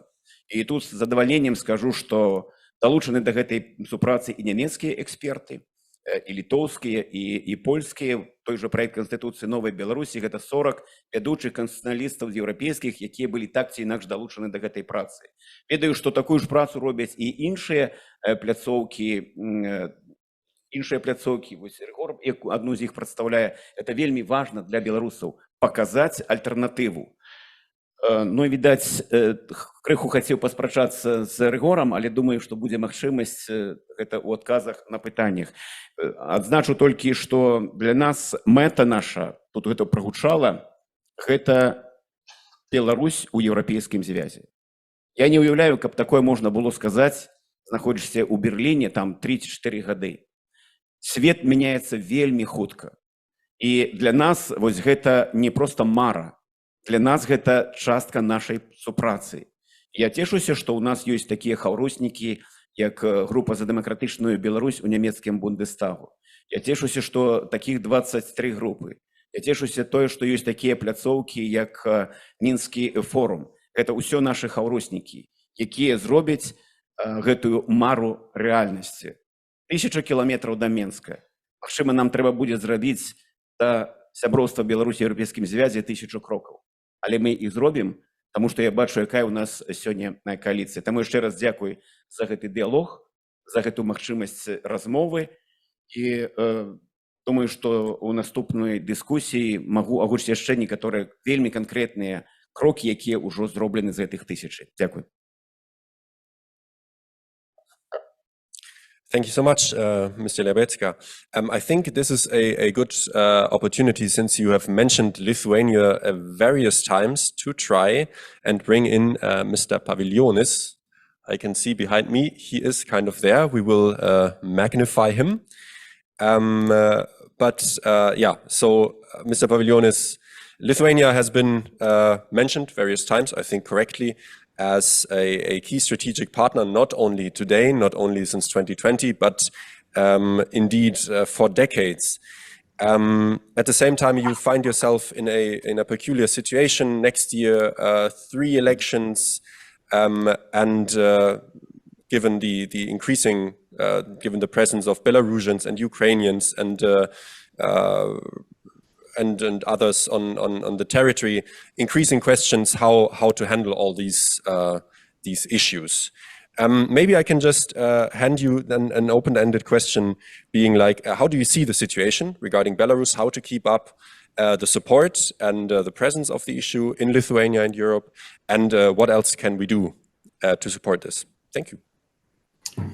Thank you so much. And first of all, my deep apologies that I was not able to come. Tomorrow we have the final vote on our budget, and this is the last pre-electoral year. So it will not be so easy, and I have to stay there because sometimes, as you see with Jakob, flights are not moving, and I can be stuck before budget vote. So let me maybe say few impressions from Vilnius and like suggestions. First of all, to Berlin, because I think the mere fact that you have this format and more events on Belarus is very important, because in Lithuania we look to Berlin with, I would say, over expectations about your role. This is very important what you do. But Belarus, for us, was always part of the whole picture of the Western policies towards the East. And I will maybe use few historical examples. The beginning of the period that I would call post-Berlin Wall period was very successful. We have Germans, French, Europeans, Americans who were so much against autocracy, and they immediately extended EU and NATO membership to nations like mine fighting for freedom. And this period ended in 2004 with us joining EU and NATO. Next year, we're celebrating 20th anniversary of this glorious years of German, French, American, Western leadership in our region. Unfortunately, it ended. I would say it ended with Putin's speech in Munich in 2007, when Putin scared to death German and other leaders, saying that, oh, you know, from this time, any enlargement would provoke the war with Russia. That was a complete lie, because as you see from examples of Central Europeans and Baltics, EU enlargement provided stability, peace, freedom, wealth to my nation. That's why Vilnius became so much attractive for Belarusians and others who are still fighting for freedom. But I would call this period then from 2007, including Bucharest NATO summit, till 2020, till the revolution, the period of appeasement, the period of Schroeder, of Obama, of resets with Russia, when instead of punishing Putin's regime for kind of Munich's of 21st century, the West was embracing Putin and Lukashenko. The huge mistake was done to feed the tigers, and tigers attacked. First Georgia, then Ukraine, and I would say what's happening in Belarus after the revolution, and including instrumentalized attack of Lukashenko regime against the Baltics and Poland. I think he was trying to overthrow our governments, preparing the ground for Putin's invasion in Ukraine, because of course we are natural best supporters of Ukraine in this war. He didn't manage, but he attacked further. In 2022, the full-scale invasion. And here we have awakening, first of all in Berlin. I think out of all NATO and EU capitals, after February 24th, Berlin changed the most. Maybe it is also because Berlin was so low strategically, but the change is tremendous. The candidate status decision that took some time for Berlin to take. And I really hope and even pray sometimes accession negotiations, the start of accession negotiations with Ukraine and Moldova, that, you know, has to be made in actually 10 days. If we do it, if Hungarians are not blocking us, if we continue with defense assistance to Ukraine, and if we do not fail with NATO enlargements to Ukraine, in Washington NATO summit, maybe Belarus might be saved. But I underline, this is a part of the overall picture. If we do go back to appeasement policies again, and we see the signs of it, Lavrov appearing in OSCE ministerial like nothing happened, and European ministers discussing European security architecture with Lavrov, the killer, the terrorist, and only Baltic states and Ukrainian foreign minister not staying in the room.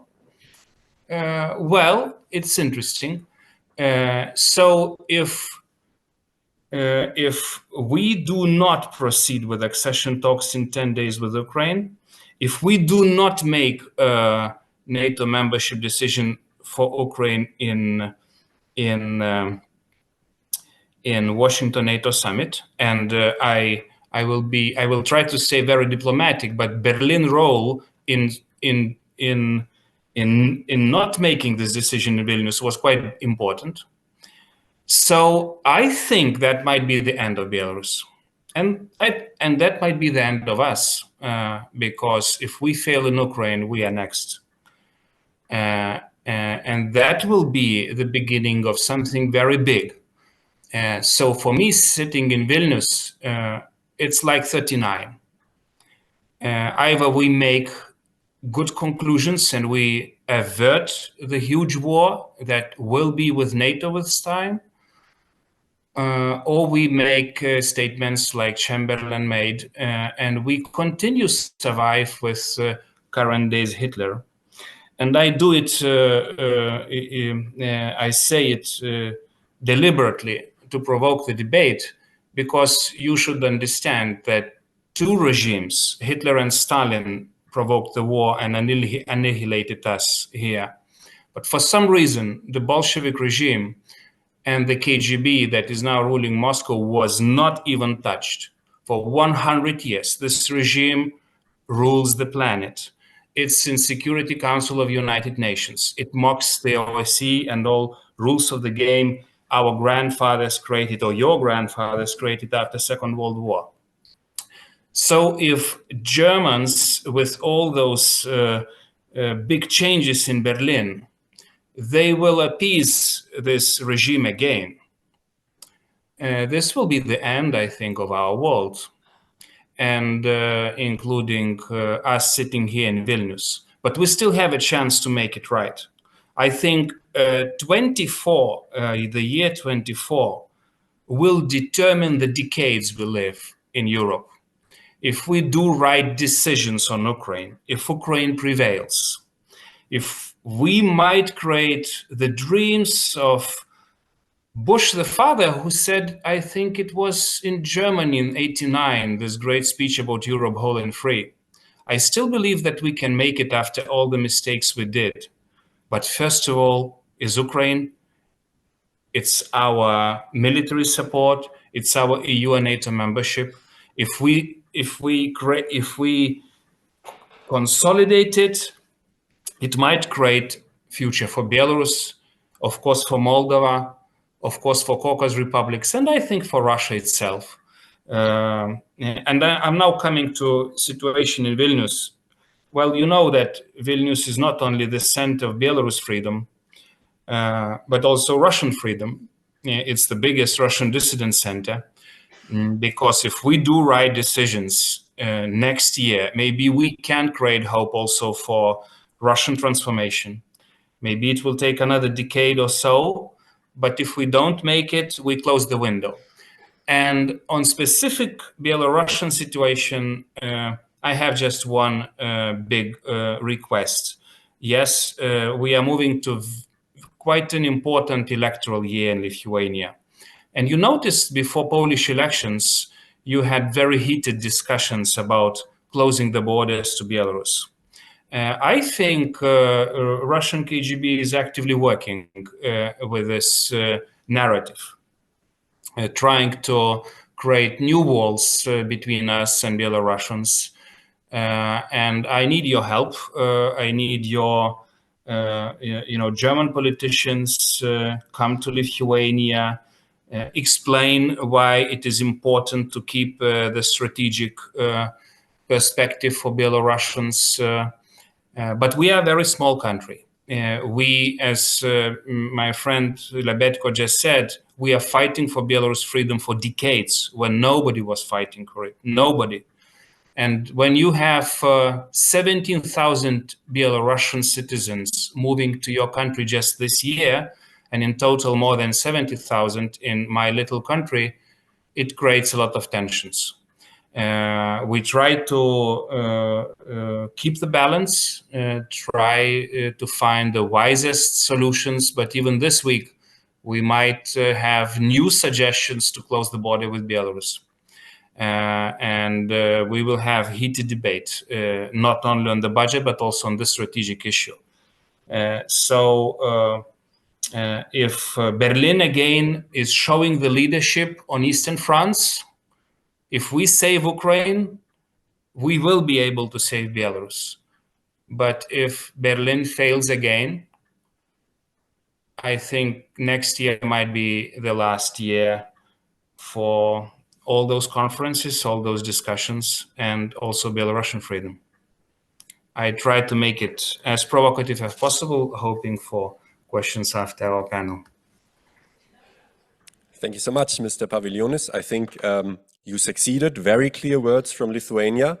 And I think very appreciated to get not only discussion here started, but also in the discussion round later, which will start momentarily. Robin Wagener, a few very direct messages, I think, to the address of Germany, the German government, and also highlighting the nature from Mr. Pavilionis of the interconnectedness of the threat and the challenge. And who better to address that than someone who has a, one would say, interconnected portfolio with the entire region and coordinating civil society work all over this region. So how would you react to the points that Germany having changed, but how to consolidate this change in society and in politics?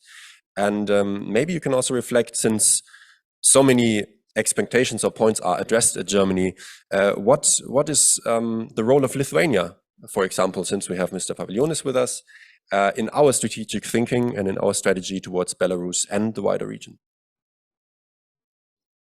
Thank you, first of all. Not working, so. Thank you, first of all. I will start with not disagreeing with what we just heard. But just to answer this question, what is the role of Lithuania and how can we consolidate things? I think one part of what we have to learn in Germany and what is taking the lesson that we should have learned many years before. And as a parliamentarian from the Greens, I might add that we as Greens always were highlighting the danger of this criminal regime in Russia, when others were still thinking about purely economic projects in the Baltic Sea.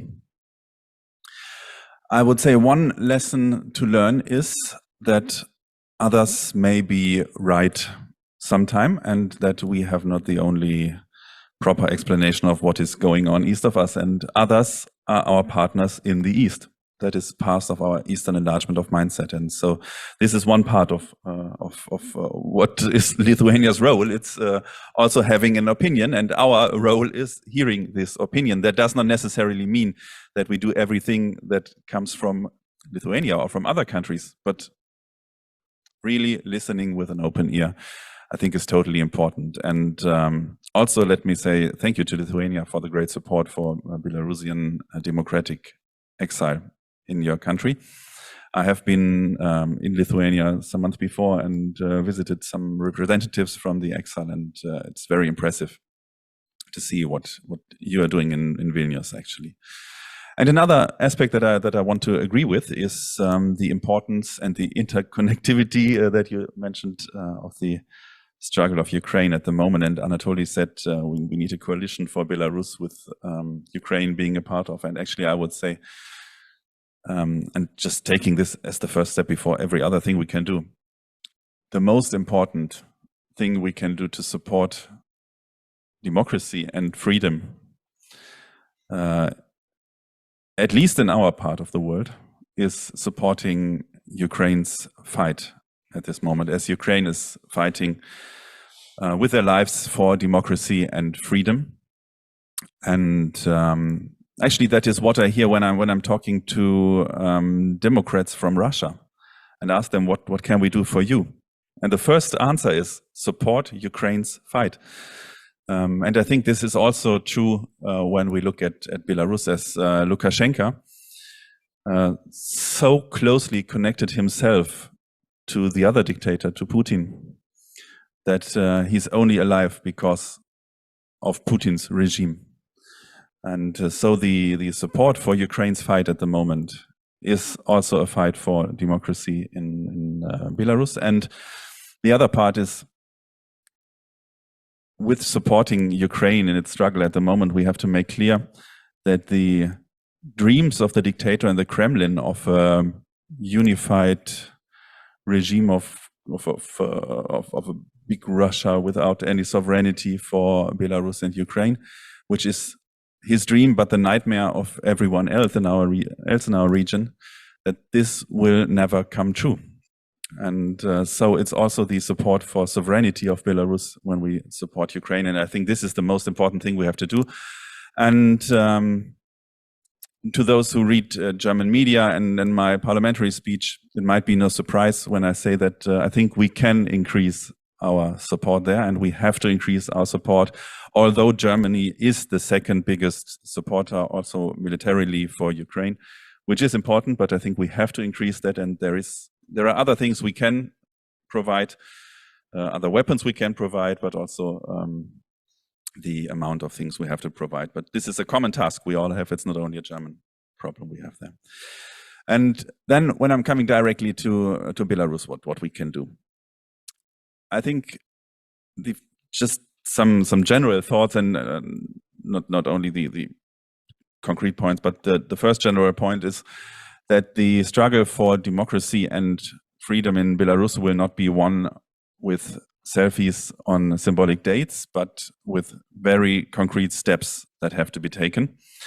And this is one of the reasons why we had this motion in Parliament pointing out very concrete topics that have to be done. The second point is, supporting Belarus is not a question of a sprint, but it's a marathon issue. And this is also the part that was mentioned here, keeping the issue of Belarus in the debates in parliaments all around Europe, but also Europe in the hearts of Belarusian. And this is another reason why we brought in this motion into Parliament, to have the discussion there, to make it clear that we will need a long-term focus and to show the reliability of our support for democratic Belarus to everyone in the country, but actually to everyone else fighting for democracy at the moment. I think this is very important. And when I take this more Europe in the hearts of Belarusians, I think that was mentioned, and also the question of the European Union enlargement that was mentioned.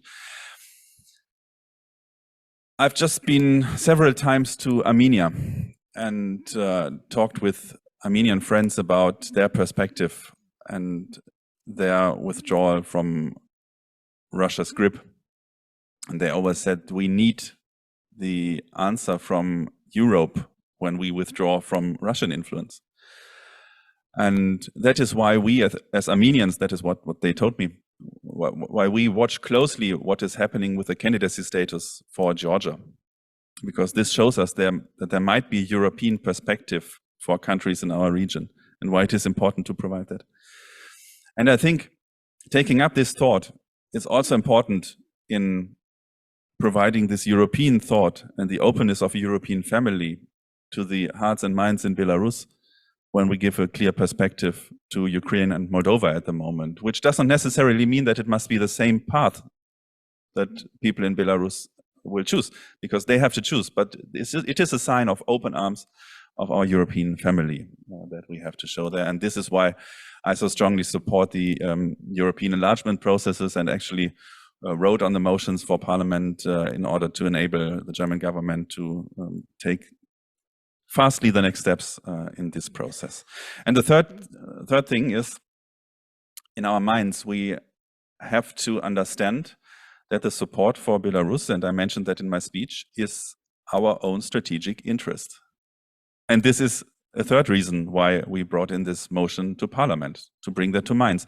Because when we do everything of that just out of altruistic motives, it only carries to a certain point, and to a certain point of maybe other topics coming up, or economical problems coming up, or whatever we might face, other news.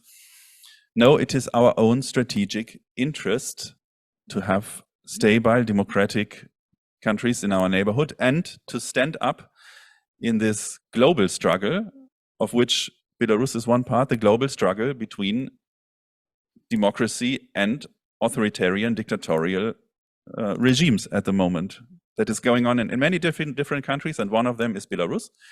We need to understand this strategic interest, and this is actually, I think this is the most important part, because this is the answer to the question how we can have a strong support in Germany when we address that very often to everyone in Germany, as we are not so used to thinking in strategic interest when we talk about foreign policy as Germans.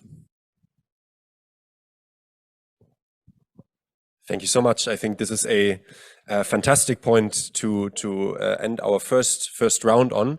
Before I open up the debate to the audience, let me ask one final round of questions to the experts left and right of me,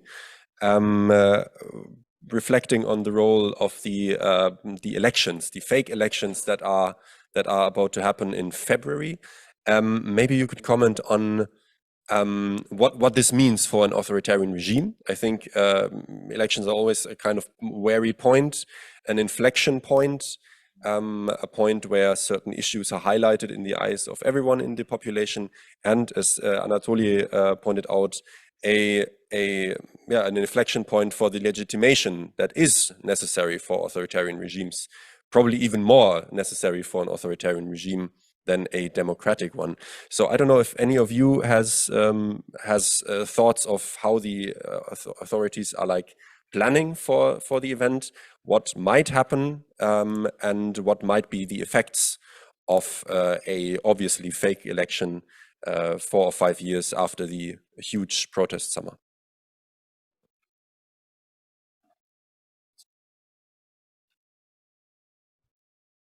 Thanks for the question. Probably I'll start. I think there are two right answers here. The first answer is that actually no one cares, and because the role of the parliament or of the local councils, in case of Belarus, their competencies are pretty small, and they are basically irrelevant for plenty of things happening in Belarus. On the other hand, well, it's still kind of a power, and it still makes sense to be within the power for plenty of people, especially during the turbulent years that are coming, that Lukashenko is aging, Putin is aging, so things will be moving around, and that is why these people still make some limited sense. And what is also important for the regime, that currently it's launching a new organ, which is called All Belarusians People's Assembly. They are going to launch it this spring, and they will elect this new body, where actually Lukashenko is going to be a new ruler, and probably he will be, after his retirement as a president, he will go there, and for now he will combine both positions. So I think that this is why, frankly speaking, for plenty of things, the election is irrelevant. It is irrelevant for human rights situation, but for the regime itself, well, it still makes some sense. Perhaps I can add that the regime has been preparing for the elections since, I don't know whether it's correct to say from the beginning of the year or, since the 2020 presidential election. It has changed legislation. It has outruled opposition political parties. So if before the opposition political parties were at least able to hold a congress, be it in the forest or somewhere else, but they could nominate candidates. Now, this opportunity does not longer exist. It means that there will be only nominations through so-called, people's collectives at companies, state-owned companies, public institutions, or through the collection of signatures. The regime, I think, has also changed the electoral code to the extent that if before there was a mandatory turnout, 50%, now it's not longer needed. It's not longer a requirement. And I think that's actually a way it shows how insecure it feels and vulnerable that people just might not show up. And then if you don't have 50%, then how do you make the election legitimate? So I think once this threshold has been removed, even if 30% will show up, and we know that the administrative resources will be very heavily used. Students will be forced, coerced to go and vote. Public employees, workers will be probably asked to do it all through the early voting, which is another mechanism of 5 days when there is very little control over the ballot box. So I think the regime has prepared itself very carefully. And what we've seen the other day that we discussed earlier about another attack on families of the members of the Coordination Council, I think it's also very much linked to the upcoming elections, that the regime really is trying to make sure that there is no any dissent within society. And I think I agree with Ryhor that people probably would not care. The opposition, I guess, has chosen the strategy not to not to participate in elections. I mean, how can they? They are not in country, and if you live outside, you cannot now also get registered as a candidate. But for the people, I saw the message of Svetlana Tikhanovskaya the other day, where she just said that basically, yes, spread the true information, don't let the government cheat you. But there wasn't any kind of active, instruction what you should do on election day, which from which I think I deduct that the opposition strategy is just to ignore the elections. We can discuss whether it's right or not, but that's the current strategy. And that's all I have to say on that. Калі мы паглядзім на гісторыю выбараў выбарчых кампаній, то яна наступная. Выбары ў Беларусі былі у 1990 годзе, 94 і апошнія выбары ў 95 годзе. Затым наступіў перыяд так званых выбарчых палітычных кампаній. Яны не адпавядалі стандартам АБСЕ, але яны давалі пэўныя магчымасці для апанентаў удзелу ў гэтых выбарчых кампаній і данясенню сваіх пасланняў, месаджаў да людзей. Адметнасць вось гэтай кампаніі, што гэта не выбары, не выбарчая кампанія, а гэта выключна спецаперацыя па ўтрыманню ўлады. Ці важная яна для рэжыма? Безумоўна. Таму што ў 2020 годзе Лукашенка упершыню згубіў унутраную легітымнасць. Калі пасля 95 года знешняй міжнароднай легітымнасці ён не атрымоўваў, але ўнутры краіны была значная частка людзей, якія лічылі, што ўсё ж такі гэта выбары і Лукашенка прэзідэнт. То для яго зараз надзвычай важна вярнуць адчуванне. Вярнуць цалкам ён не можа ўнутраную легітымнасць, але адчуванне, што гэта ўнутраная легітымнасць пасля 2020 года вернута рэжыму. Вот гэта яго стратэгічная задача. Што датычна да стратэгіі, я тут пагаджаюся з Кацяй, што пакуль яшчэ выразна гэта да канца не сфармулявана, але, напрыклад, адкажу за палітычныя партыі, якія маюць кансенсус, што рабіць выбаршчыку ў Беларусі. Калі ён па нейкіх чынніках аказаўся на выбарчым участку, а ціск будзе неверагодны, таму што Лукашенко патрэбна будзе карцінка, быццам бы народ просто ломіцца на выбарчыя участкі. І вось калі чалавек аказаўся на выбарчым участку, у яго ёсць толькі адна опцыя у бюлетэні – прагаласаваць супраць усіх. Супраць усіх. І гэта якраз, што дастаткова бяспечна і што стварае ўражанне ўсё ж такі некае салідарнага дзеяння. Ну і прыадкрыю яшчэ тое, што падаўляючая большасць не ведае, мы прапрацоўваем магчымасць такой кампаніі віртуальнага кандыдата ў дэпутаты, віртуальны, падкрэсліваю, ясь гаспадар, якога не будзе ў выбарчым бюлетэні, з аднаго боку быццам бы не наўпрост, але разам з тым, што ён можа заявіць? Ён можа заявіць, што выбараў у Беларусі няма, таму што такіх, як я, няма ў выбарчым бюлетэні, і сказаць, што ў мяне ёсць праграма, якой не будзе ў дзесяткаў тысяч лукашэнкаўскіх кандыдатаў, якія будуць зарэгістраваны.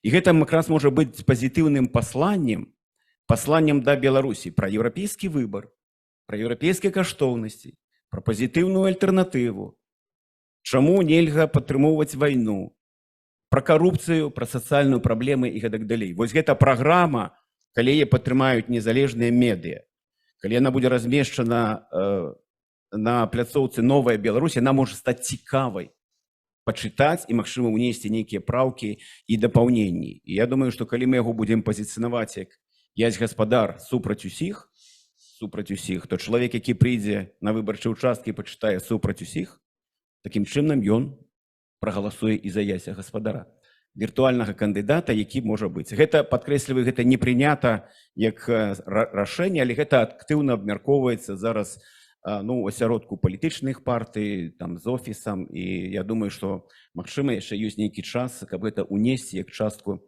выбарчай кампаніі. Thank you so much. So we get a picture of the Schrödinger's elections that are on the one hand very important for the regime and very seriously preparing for it, but are on the other hand not important at all. But so we will see which cat will come out in the end. So this opens up the debate. We have 20-25 minutes for your questions and your impulses, and I'd say I always take 2 or 3. And please also state your name and your affiliation and to whom you'd like to address your question. Thank you very much. Kamil Kusiński, Center for Eastern Studies, Poland. I have one remark to Mr. Pavilionis and one remark, question, comment. You can choose to Mr. Pavilionis. You are not alone. Lithuania is not only one country which supports Belarus and Belarusians. Not Belarusians, but Belarusians. Poland is also this kind of country. This is center, also another center, not only one, but another center for Belarusian immigrants, organizations, NGO. So we are together. And we invest to Belarusian democracy within many years together. And very important is to estimate, to make good analysis about condition, about situation, current situation of Lukashenko. If you said that Lukashenko is more or less okay, I don't agree.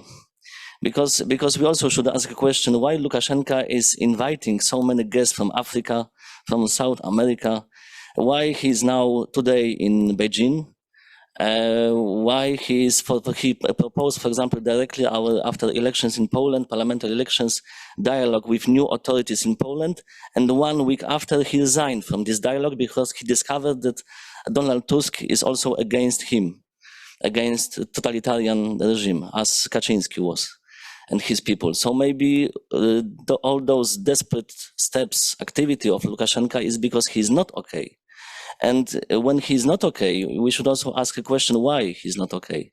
Maybe he's under unprecedented pressure from Moscow. Maybe this dominant position of Moscow, unprecedented dominant position of Moscow is really dangerous to him, for him. And we also should ask a question what to do in this kind of circumstances. Maybe once we agree, if we agree that Belarusian sovereignty is under threat, we should also send some signals to patriotic, constructive Belarusian nomenclatura, because in this context it makes some sense, at least to think about that. So thank you very much. Thank you, and I've seen Olga next.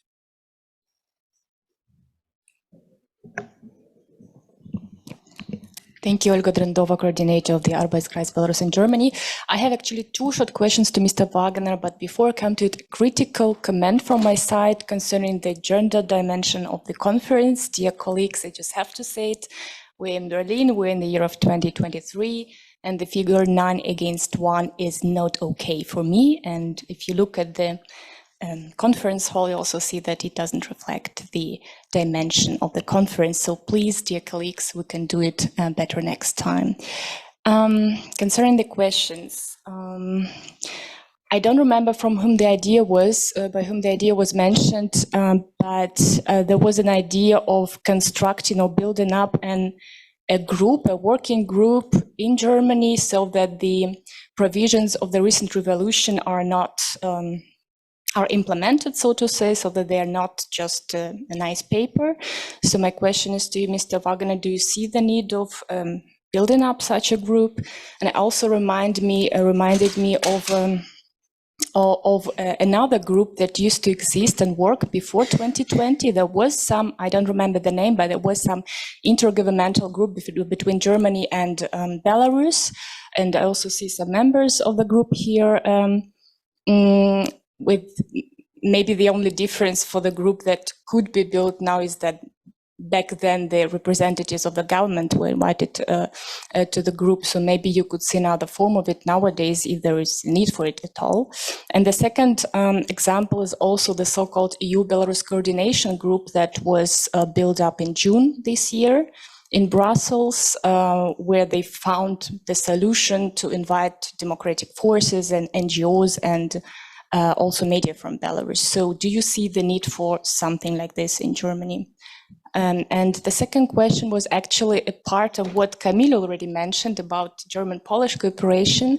And it's also nice to see some competition for democracy promotion in Belarus between Lithuania and Poland. So we could see it also as a positive sign. But also taking into consideration the results of the election in Poland, sometimes I hear ideas about the new potential of leading position of German-Polish cooperation within the European Union for supporting Eastern Europe. Do you see any potential, any chances for that? Thank you. All right, picking up on the gender balance point, I think it's plain to see that you are absolutely right. There are usually some organizational issues to consider in the end, who's able to come and who's able to be invited. But I think the point in general is very well taken. Давайте. Шановні колеги, шановні представники німецького боку, ось, я хочу сказати об наступному. Тут в основному гучать агульновідомі констатації, які гучать на протягу многих років, коли не десятків років. І в той же час достатково однобоковий погляд на ситуацію. І це при тим, що Білорусь сьогодні знаходиться в критичному стані. Тобто бути чи не бути. За картами знаходяться тисячі політзневолених, знаходяться не в умовах туремних, як звикли думати в Європі, а знаходяться у концлагерах. Це надзвичайно важливо, в вельми жахливих умовах. И тут, значит, вот, коли я говорю, значит, на конт, скажем, агульновідомої констатації, то, наприклад, гучать такі меми, в яких на самій справі не існують, як, наприклад, одинство демократичних сил у Білорусі. На сьогоднішній день такого одинства нема. Ось. И оно штучно створається, потому что оно не відповідає, чому штучно, тому що не відповідає реальності. Сьогодні наростає супростояння і в білоруському громадстві, і опозиції. І на це треба звертати увагу. Не скажем, не робити ілюзію, що є одинство, а що на самій справі є проблема. Є проблема. Приклад, щоб не бути голословним, санкції. Адносіни до санкцій у білоруському громадстві і сярод апазіцыі супрацьлеглая. Одна частка демократичных сил выступает за санкции, другая выступает категорично супраць. Ёсць, конечно, и промежковые погляды. Тым ліку гэта показала і ты слуханні ў Координаційнай радзе, якія прайшлі вот літаральна позаўчора і учора, что тут адзінства няма. І гэтыя слуханні, конечно, не завершаюцца. А вот, напрыклад, калі браць па санкцыям, алімпійскія гульні, якія тут прапанаваны, ці адказнасць рэжыму за тыя дзеянні, якія ім ажыццяўляюцца. Аднымі інструментальнымі метадамі, калі говорить про алімпійскія гульні, мы выніка не дасягнем. Сёння прапануецца вельмі шмат самых розных інструментальных метадаў для того, каб вымусіць рэжым хаця бы часткова пачаць выпускаць палізняволеных. Але гэта не вырашае праблему ў цэлым. Наконт адказнасці рэжыму. Сёння мы просім міжнародную супольнасць, каб яны адрэагавалі і пачалі пераслед злачынцаў. Але я думаю, што у беларускім грамадстве павінна сфарміравацца тая сітуацыя і тыя інстытуты, якія здольны будуць ініцыяваць менавіта ад беларускага народа увядзенне такіх крымінальнай адказнасці. І прасіць у гэтым, ужо потым прасіць дапамогі міжнароднай супольнасці, а не наадварот. То есть пачынаць трэба не з міжнароднай супольнасці, трэба пачынаць з беларускага народа і з яго інстытуцыяў, якія беларускі народ можа сфарміраваць. Наконт... Можно? Минуточку, я зараз закончу. Да, я не собираюсь долго выступать, але я говорю по істотнай рэчы, потому что альтернативный погляд его гучыць, на жаль, вельмі рэдка. Другі мем, что у нас ёсць на сённяшні дзень нейкія ўладныя інстытуцыі, створаныя апозіцыі. Это інстытуцыі, якія ёсць, это інстытуцыі ўзніклі стыхійна. Стыхійна яны ўзніклі не дэмакратычным шляхам і не ў выніку дэмакратычнага працэса. Такія інстытуцыі трэба стварыць і стварыць іх дэмакратычным шляхам. Только тады можна гаварыць і пра ўрад, тады можна гаварыць і пра нейкія прадстаўнічыя структуры. На сённяшні дзень гэтага няма. І гэта ёсць праблема, таму што не стварыўшы такія структуры, не стварыўшы дастаткова легітымныя структуры, мы не зможам рэалізаваць ніякія дзеянні. Мы, в прынцыпе, не здольны. На сённяшні дзень няма, напрыклад, агульнай стратэгіі. Што нам рабіць, як нам пераадолець эту сітуацыю, крайне небяспечную для нас. І, на жаль, з боку квазіўладных структураў, якія ўзніклі стыхійныя структуры, ёсць супраціўленне гэтаму. На жаль. Мы павінны вярнуцца к нармальнаму дэмакратычнаму працэсу хаця бы ў межах апазіцыі. Только тады мы можам выпрацаваць нейкую рэальную павестку, рэальную стратэгію па пераадоленню рэжыма. І першае, што я еще заканчу два слова, і першае, што патрэбна зрабіць апазіцыі, это сесці за круглы стол, як это было ў Польшы, было ў іншых краінах, і дамовіцца паміж сабой, якая это павінна быць стратэгія, якія нашы павінны быць крокі. Але, на жаль, тут таксама ёсць супраціўленне. Дзякую.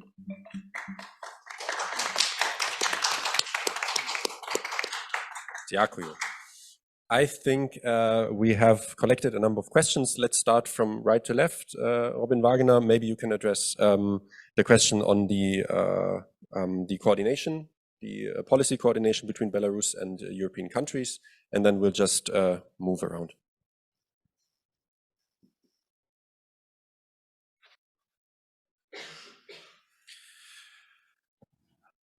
First of all, I totally agree with that Poland has to be mentioned as a strong supporter for democratic Belarus. I did that in my speech, and it is very important to point it out. And I think we should definitely seek to use the chance after the elections in Poland to increase the cooperation between Germany and Poland as well, also on the topic of supporting democratic Belarus which is necessary. This might be another discussion. What is needed in order to better the German-Polish relations? I think we would need quite a lot of time for that, and there are parts to be done on the Polish side as well as parts on the German side as well. But it is necessary, and this would be good for Europe to have a stronger connection between our two countries, and it would be good for the united efforts to support the democracy movement in Belarus if we come closer together on that. As well. The question of building up new structures to implement things and not only having it on the paper and so on. Now, first of all, to the question having it only on the paper, much of what we wrote down in the motion in Parliament is increasing things that are already done by the German government and German politics. And I think this is also one part that many people do not really know what Germany is actually doing at the moment for democratic Belarus. And I think we should make it more open and more transparent what is done. And this is one thing that has been done by this motion in Parliament. And in order to increase it and take up the additions that we have in there, I already started the process within the German government to implement what the Parliament has decided on and making it government works reality there.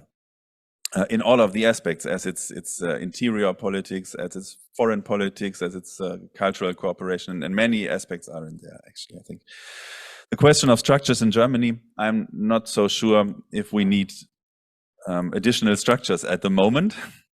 What we have is the Roundtable for Democratic Belarus that I installed when I took over office as coordinator, and I think this is one important part. And we focus on different topics in this roundtable. We focused on migration-related topics in a very intense phase in order to enable those who are here to stay here and to work here, and first of all to come here, which I think is a very important part to do that. And next will be other issues we are doing there. We, as a government, and I can say that for me personally, have quite regularly the contacts to the political actors of democratic Belarus. And I do not really see what kind of formalization in addition would be needed. If you have any ideas of new formal structures, let us talk about that. But I do not see at the moment the good coming out of new formal structures, but increasing what we already do, I think would be important, and making that come into life. Yeah. Thank you. I'd also like to give the chance to Mr. Pavilionis to react, since he was addressed by our Polish colleague. Yeah, thank you. I will maybe continue on the same line like my colleague Wagener. Wagener, sorry. So how to make it diplomatic?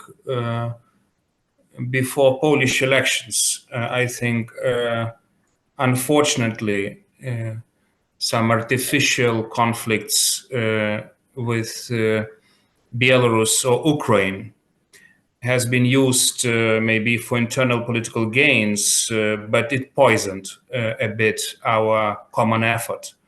And I really hope that new government really extends that leadership that would help Berlin and Washington to make those strategic decisions that we need on EU and even NATO fronts. I really hope that, first of all, Polish relations with Germany can become strategic, as we have in Vilnius, because Germany today for Lithuania is becoming the new Washington in trade, in economic, in security matters, and this is very important for all of us.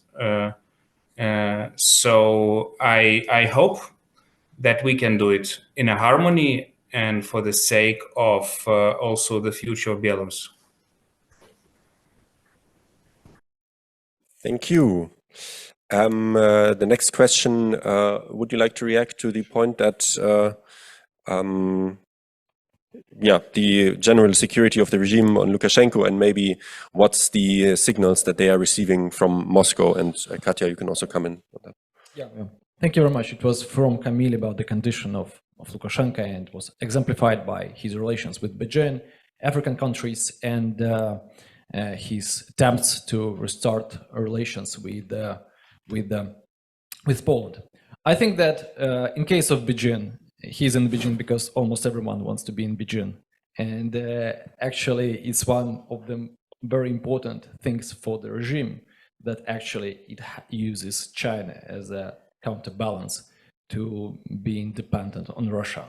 As for the African countries, it's also a case study that actually our let's say the foreign minister, the official foreign minister, is that actually of Belarus, Sergei Lenin, he's trying to build plenty of relations with Africa, and he's visiting African countries all the time. I think that in general, probably thinks that the less time he spends in Minsk, the less there are the more chances to remain a minister. And there are not so many countries that he can visit. So that's why he is traveling a lot in African countries. And as for Poland, I think that Lukashenko knows how to restart relations with Poland. And I think the signal is quite obvious what he should be doing, and there is just one specific step. And so far he hasn't done it.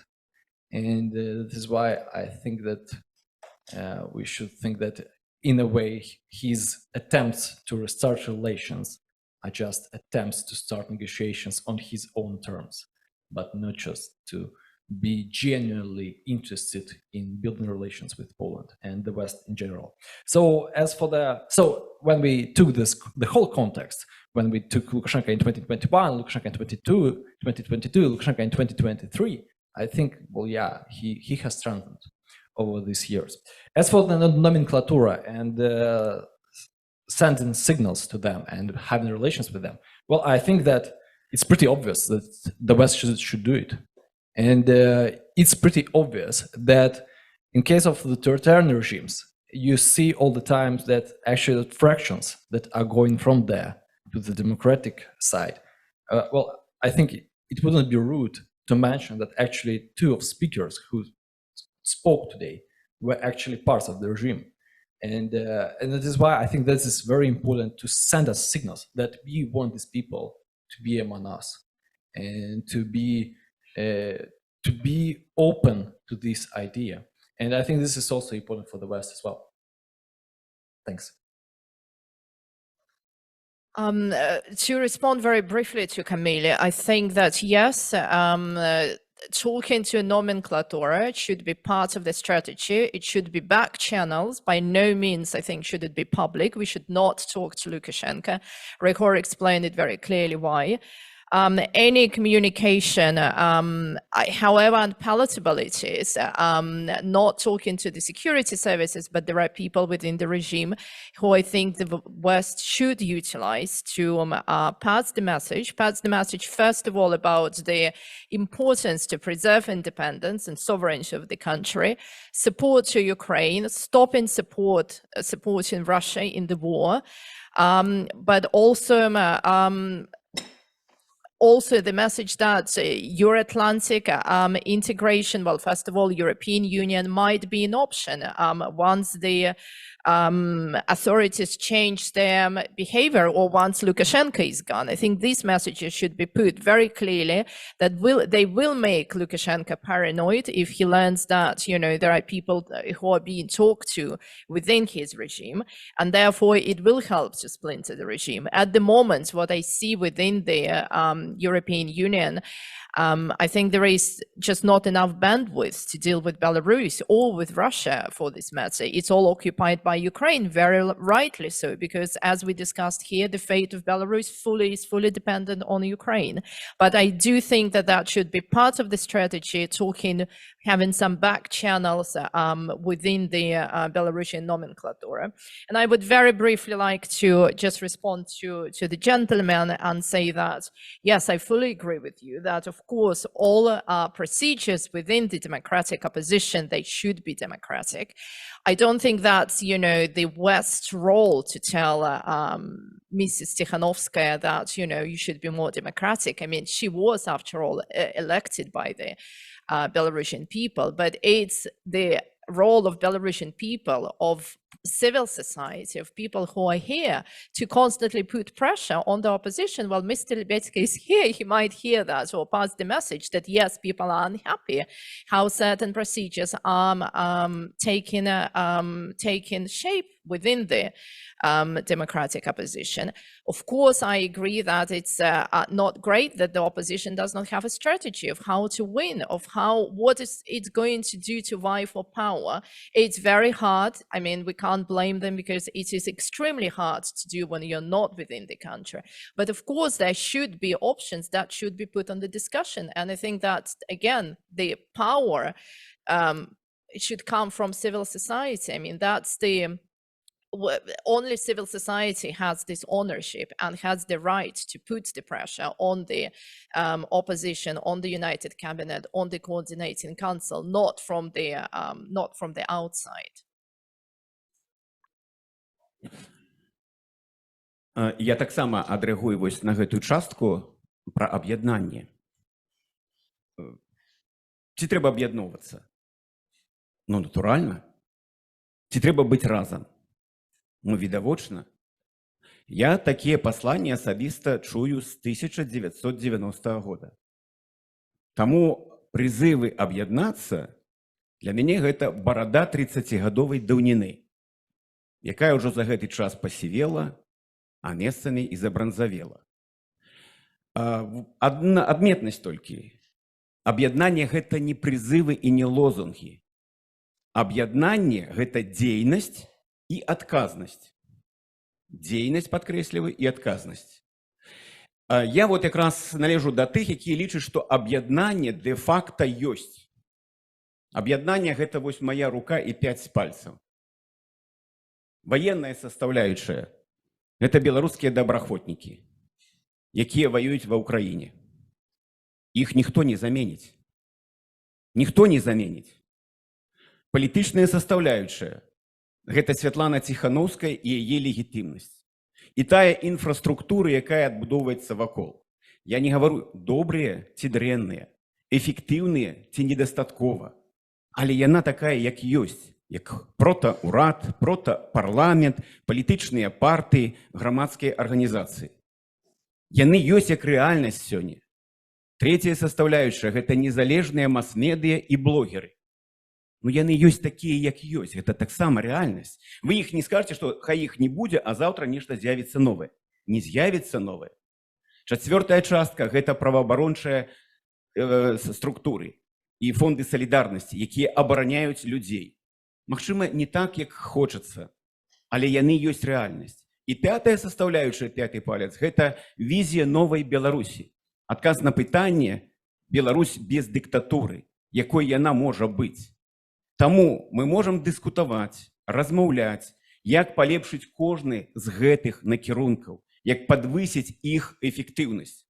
Гэта праўда. І я не ведаю прыкладаў, калі б нехта прыйшло з нейкімі напрацоўкамі і сказаў, вот гэта палепшыць тую ці іншую дзейнасць накірунак. Вот на гэта ёсць попыт.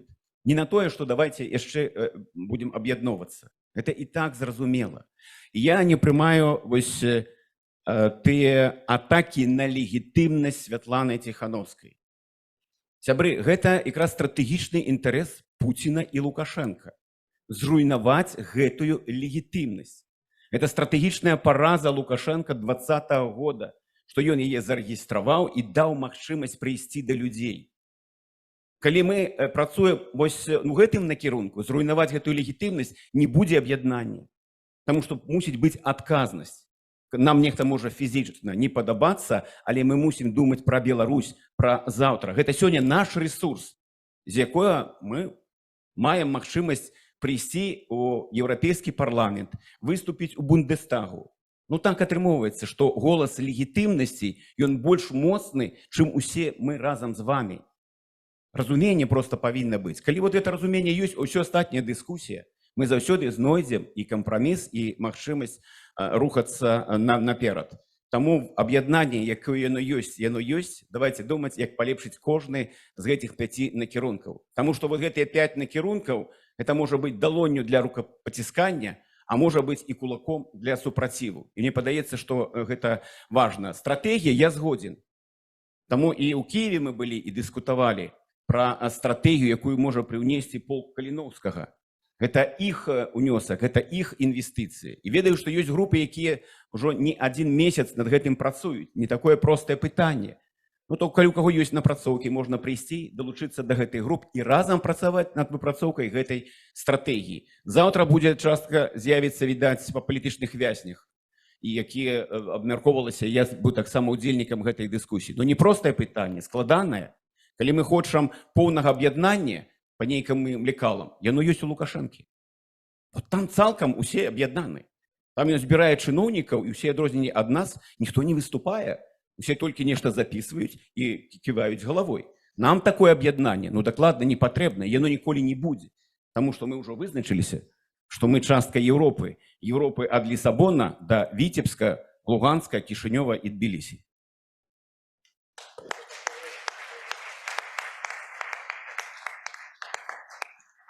I think, sorry, I see the hands, but I think people have planes to catch and trains to catch, and we have the lunch break right after, so I think there's going to be plenty of opportunities to discuss further points bilaterally in the comforting atmosphere of lunch.